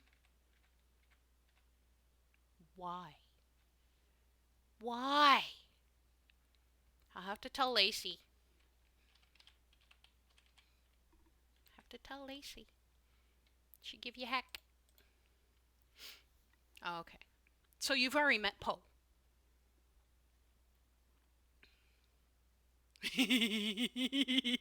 Yeah, I'll send that over to her. Let me see. Daisy. Scroll up. Scroll up. Share. Forward to Sham. Send. Blick. Sent. Done.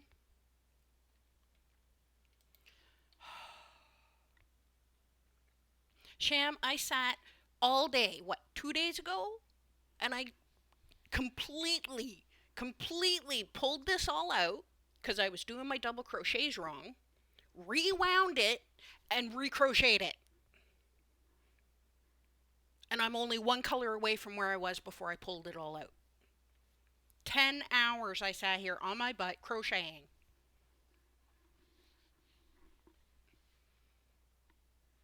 Imagine how many projects you get done in 10 hours. Do it on a weekend. Oh, this last weekend would have been better, wouldn't it? Oh well. But yeah, that's one thing I'm thinking of doing is like my crochet or.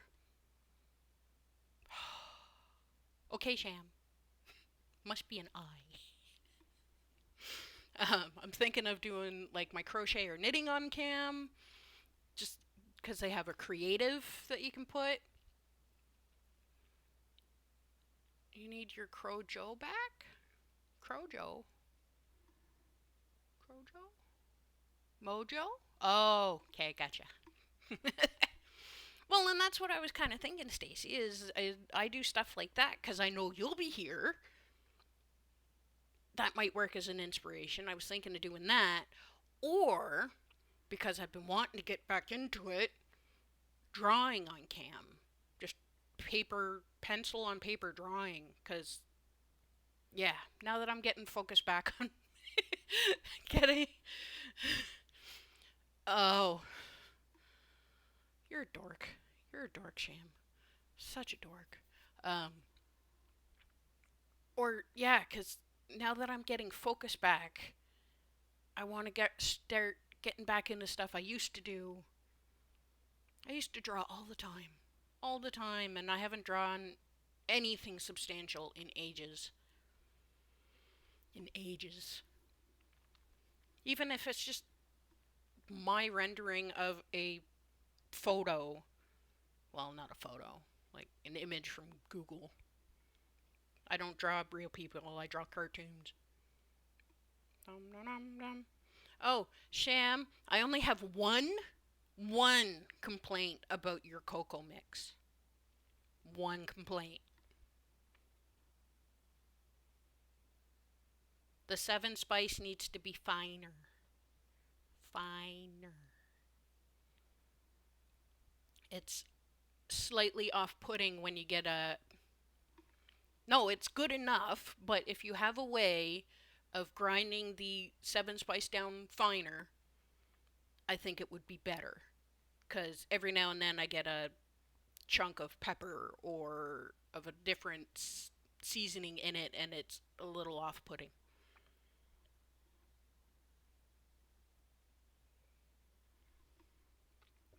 But other than that, it's fine. Or you can just put it through not a fine, yeah, probably a fine sieve actually. Sieve it all. Might work too. Well, you don't have to grind it, just not as big chunks. Like, I found a few pieces of it, felt like it was freshly cracked pepper. Like the big chunks of freshly cracked pepper. And you bite into it and went. And I know Stacy's over there just laughing her ass off from that face.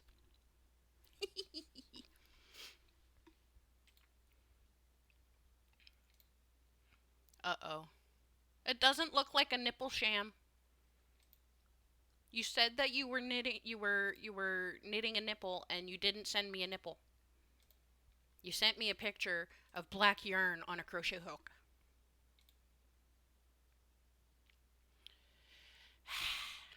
Well, if it's pre-made,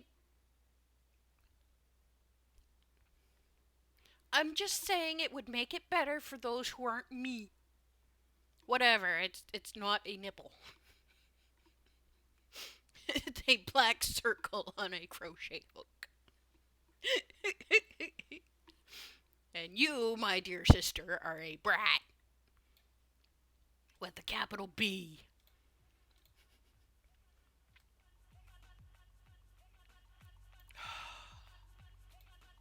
Fine, whatever.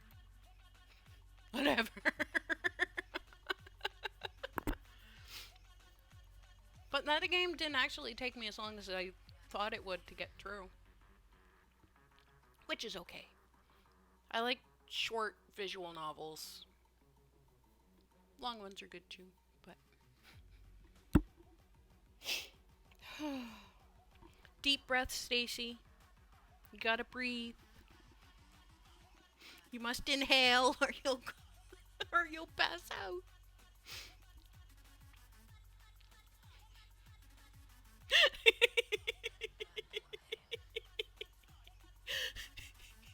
See, this is why you keep coming back, Stacy. For the laughs. Because you don't need to go outside to vape when you can just watch my stream. And crack up and get high from lack of oxygen.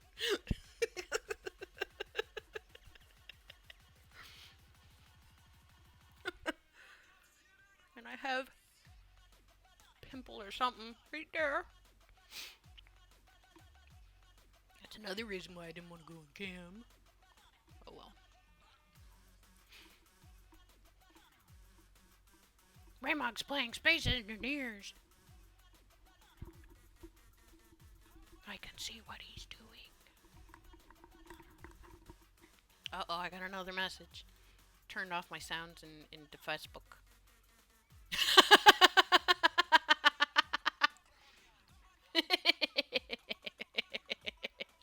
That's awesome, Stacy.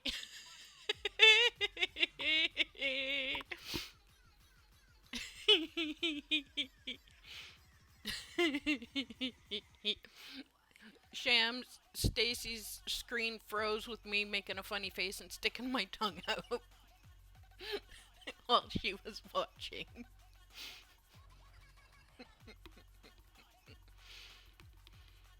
That's awesome. Crunch, crunch, candy mint, crunch, crunch. Ah.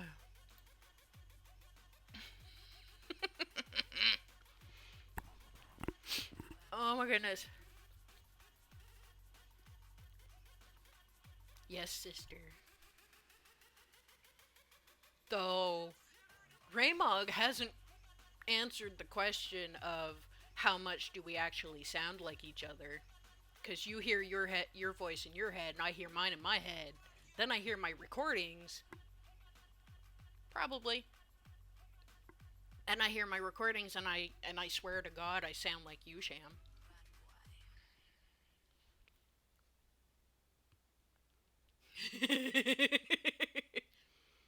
Come on, Remog. There's got to be at least similarities. I know he loves Sham. He's marrying Sham in what? 3.5 weeks? Sham doesn't want to sleep in the new day bed? Okay. I'll give it up then.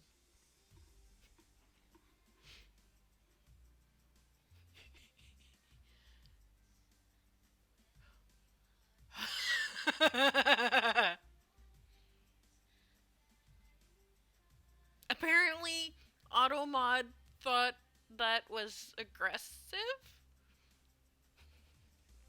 I'm gonna allow it because it's fucking hilarious.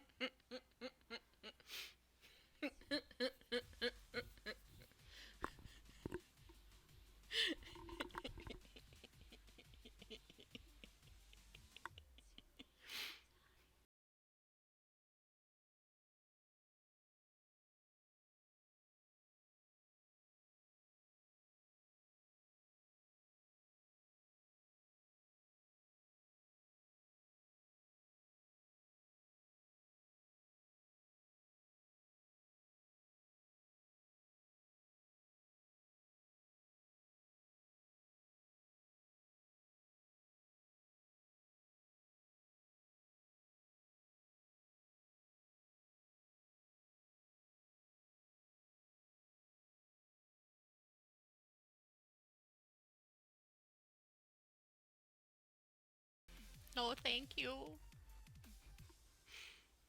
I don't need to see man nipples. Especially nipples of my brother-in-law. No.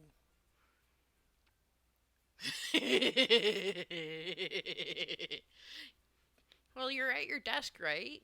Don't you have a folder or something? Piece of paper?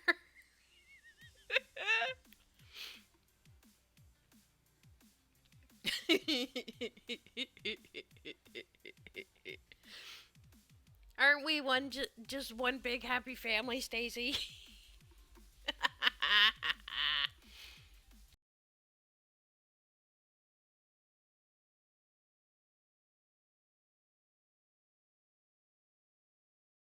And no, I can't count bodily functions because I never hear my sister fart. She never hears me fart. Burps are different. We just smell each other. Fart. In a long drive home from Moncton to Fredericton.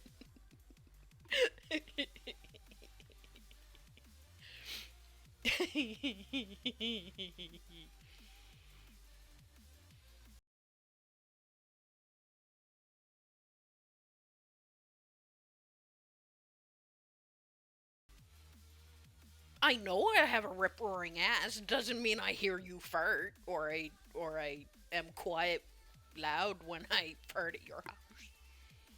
I try to stifle them. Unless it's the fart in the middle of sleep farts, and then those ones you just can't control.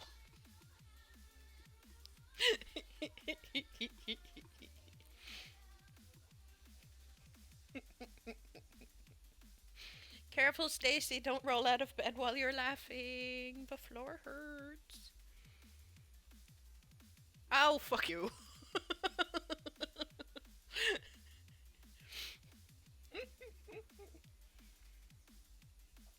I still remember when we lived together and you didn't have your CPAP machine. Just saying. We used to have snoring contests. See who was louder. And you won. Every time. Every time.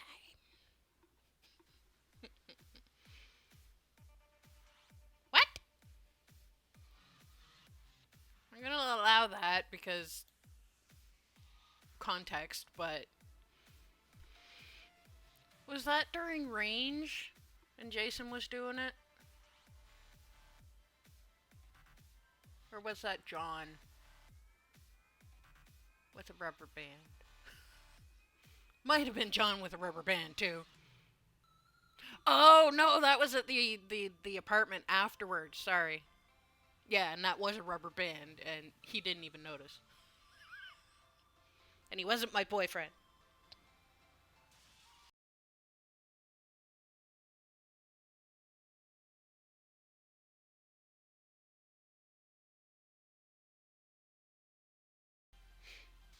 It was his own damn fault. He left the bedroom door open so Damien could come and go, and Damien left the door wide open. He never did ask why he had a random bruise on his ass. Oh yeah, the plastic pellet. Yeah, rubber band would have been more fun though.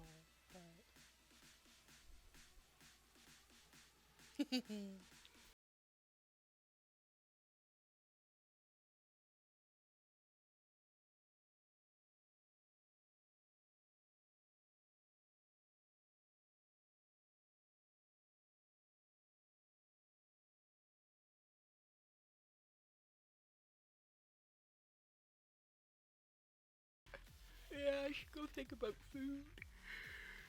Mac and cheese, here we come.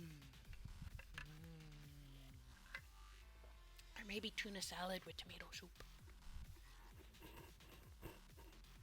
Food.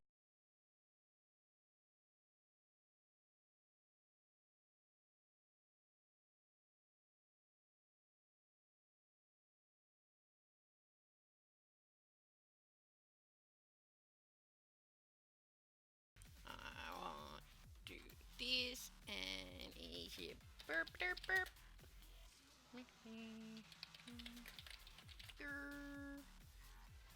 Bloop.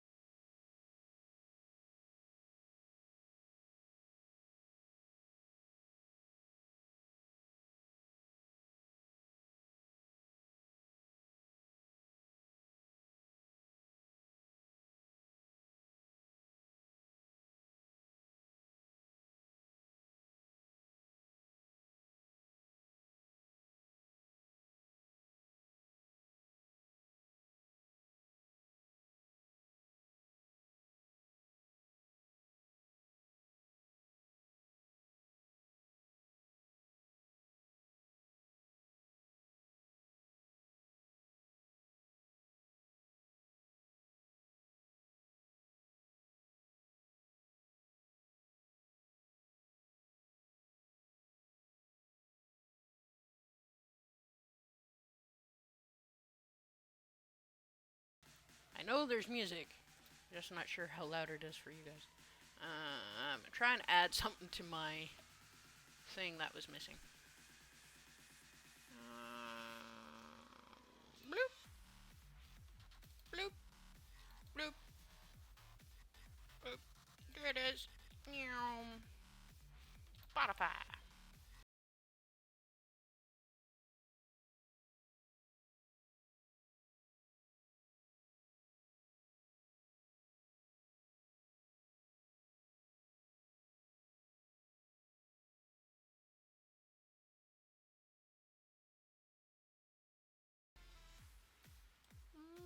Music.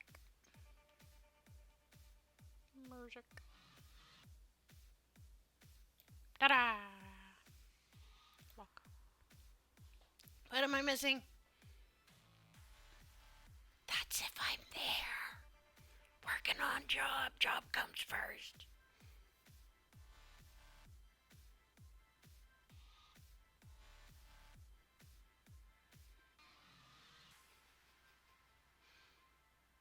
Yeah, okay.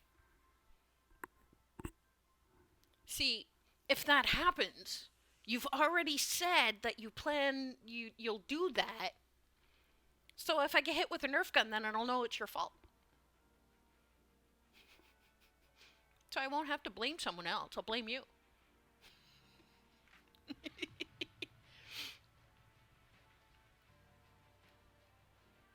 Aha. um,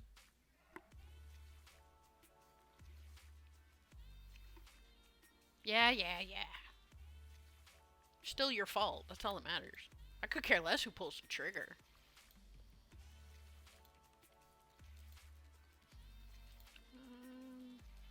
Back and forth between things. Copy to pasty. Copy to pasty.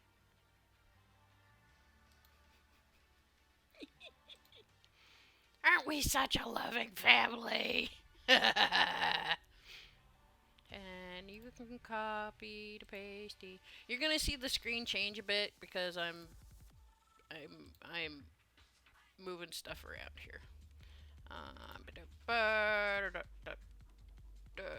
I need to turn this back on.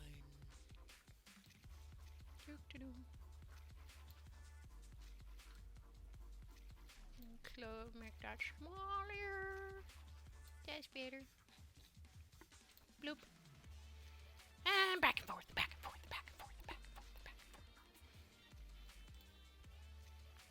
forth. Do. Reference. No! Shit. Love it when stuff does what it wants. Lock. Now, you unlock. You go up here. Nah, you go down here. Yay! I know you hear me, you brat. Yes, I'm still here, you dork. I'm doing stuff. Making changes. And back. And hello. Copy.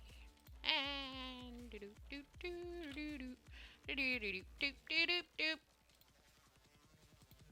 I can live with Manamana. And this one. There. Now I'm done. Dr. Pete? I'm guessing Dr. Pepper? Oh, Dr. Pepper Popper? She's awesome.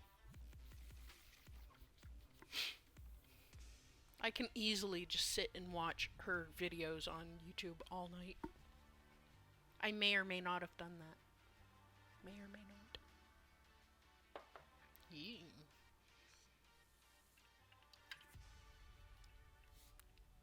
Maybe you're not using enough syrup?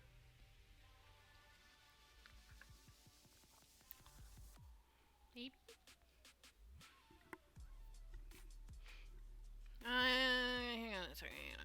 And I should probably do this because I'm not playing a game at the moment.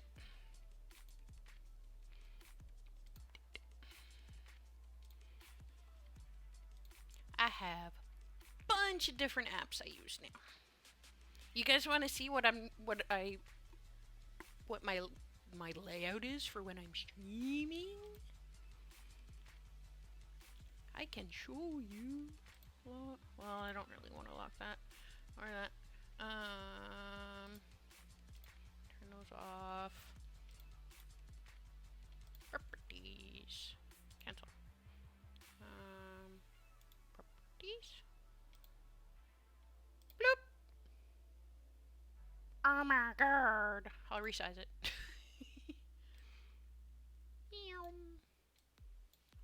I'm gonna turn off some stuff here real quick. Turn that off, and turn that off and that off.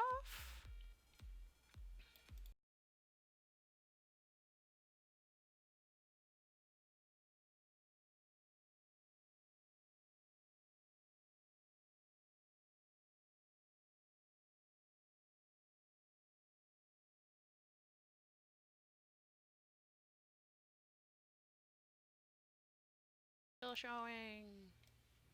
Where's follower goal? Bloop. So this is my layout. This is what my screen looks like when I am streaming. This is what I see when I'm streaming.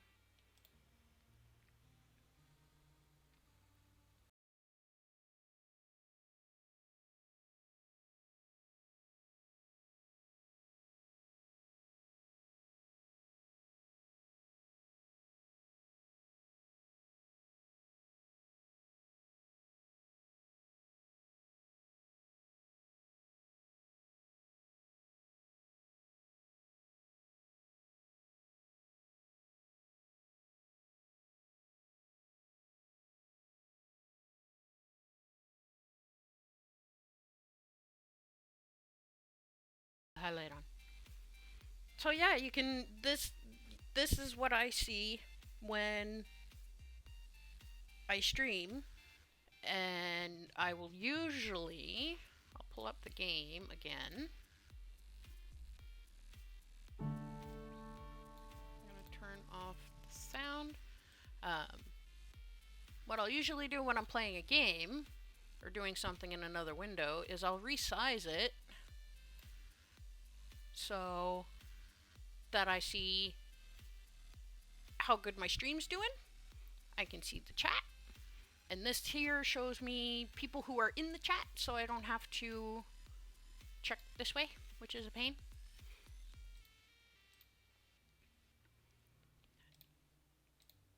Not bad, it's not bad, it's not bad. It's kind of cool. I'm gonna close that now. And I have a bunch of different captures, like I have display so you guys can see everything. Window, so it just shows a window. Like I can change this to let it show, it has to be a maximized window. Excuse me. Cancel.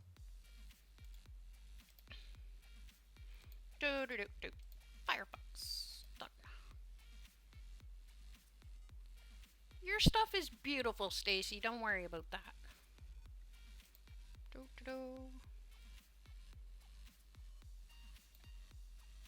And now you can see what's going on my this is my dashboard for my stream. So I see I have 5 viewers, 32 followers, and I can go in and check my stream health. This is my bitrate. My stream chat is delayed, so I'll refresh that page.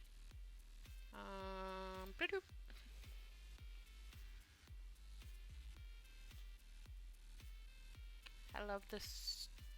I technically I'm using OBS for anyone who cares to know, but it's through an extension site for streamers called Streamlabs.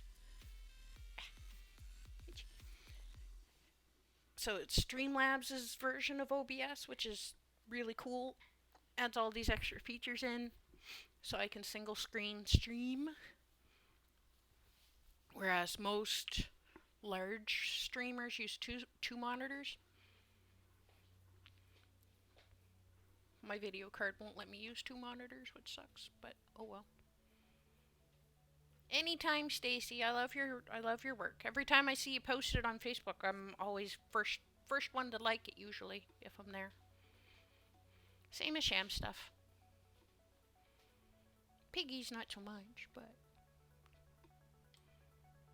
unless it's real piggies, I'll always like a piggy post if it's a real piggy post. I know, Sham, and every time you post them on Facebook, then I'm liking them. Nom nom nom. Extensions.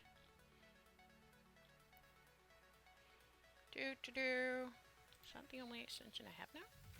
Leaderboard. That one. Nope. That one. Now live. Okay. Yeah, I got a lot of stuff I can do here on my computer. Half done, likely never to finish stuff and I ignore. Yeah, I haven't posted any of my stuff on there yet. Alright. That one gets steady. Let's go back here. Oh no! I'm back! And why is that extension not working right?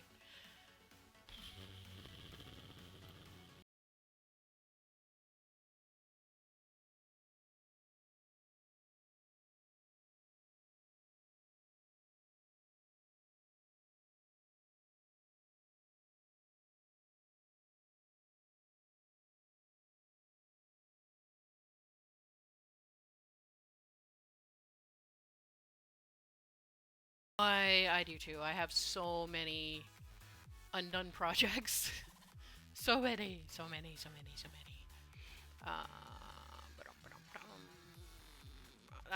what I wanted to do. That and save.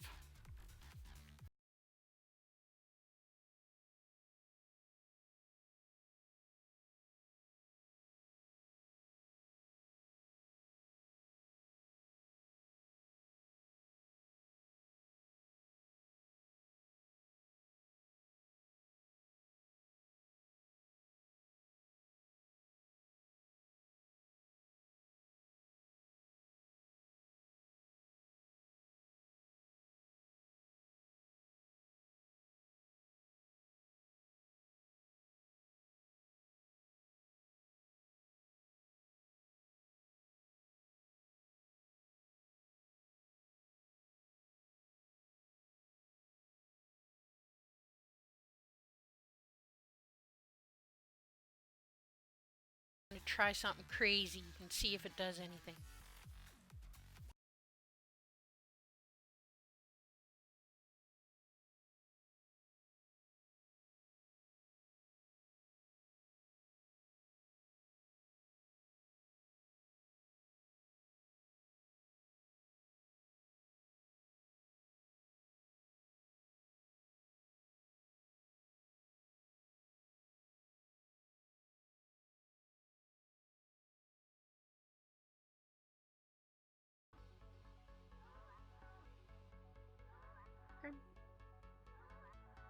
No, probably muted.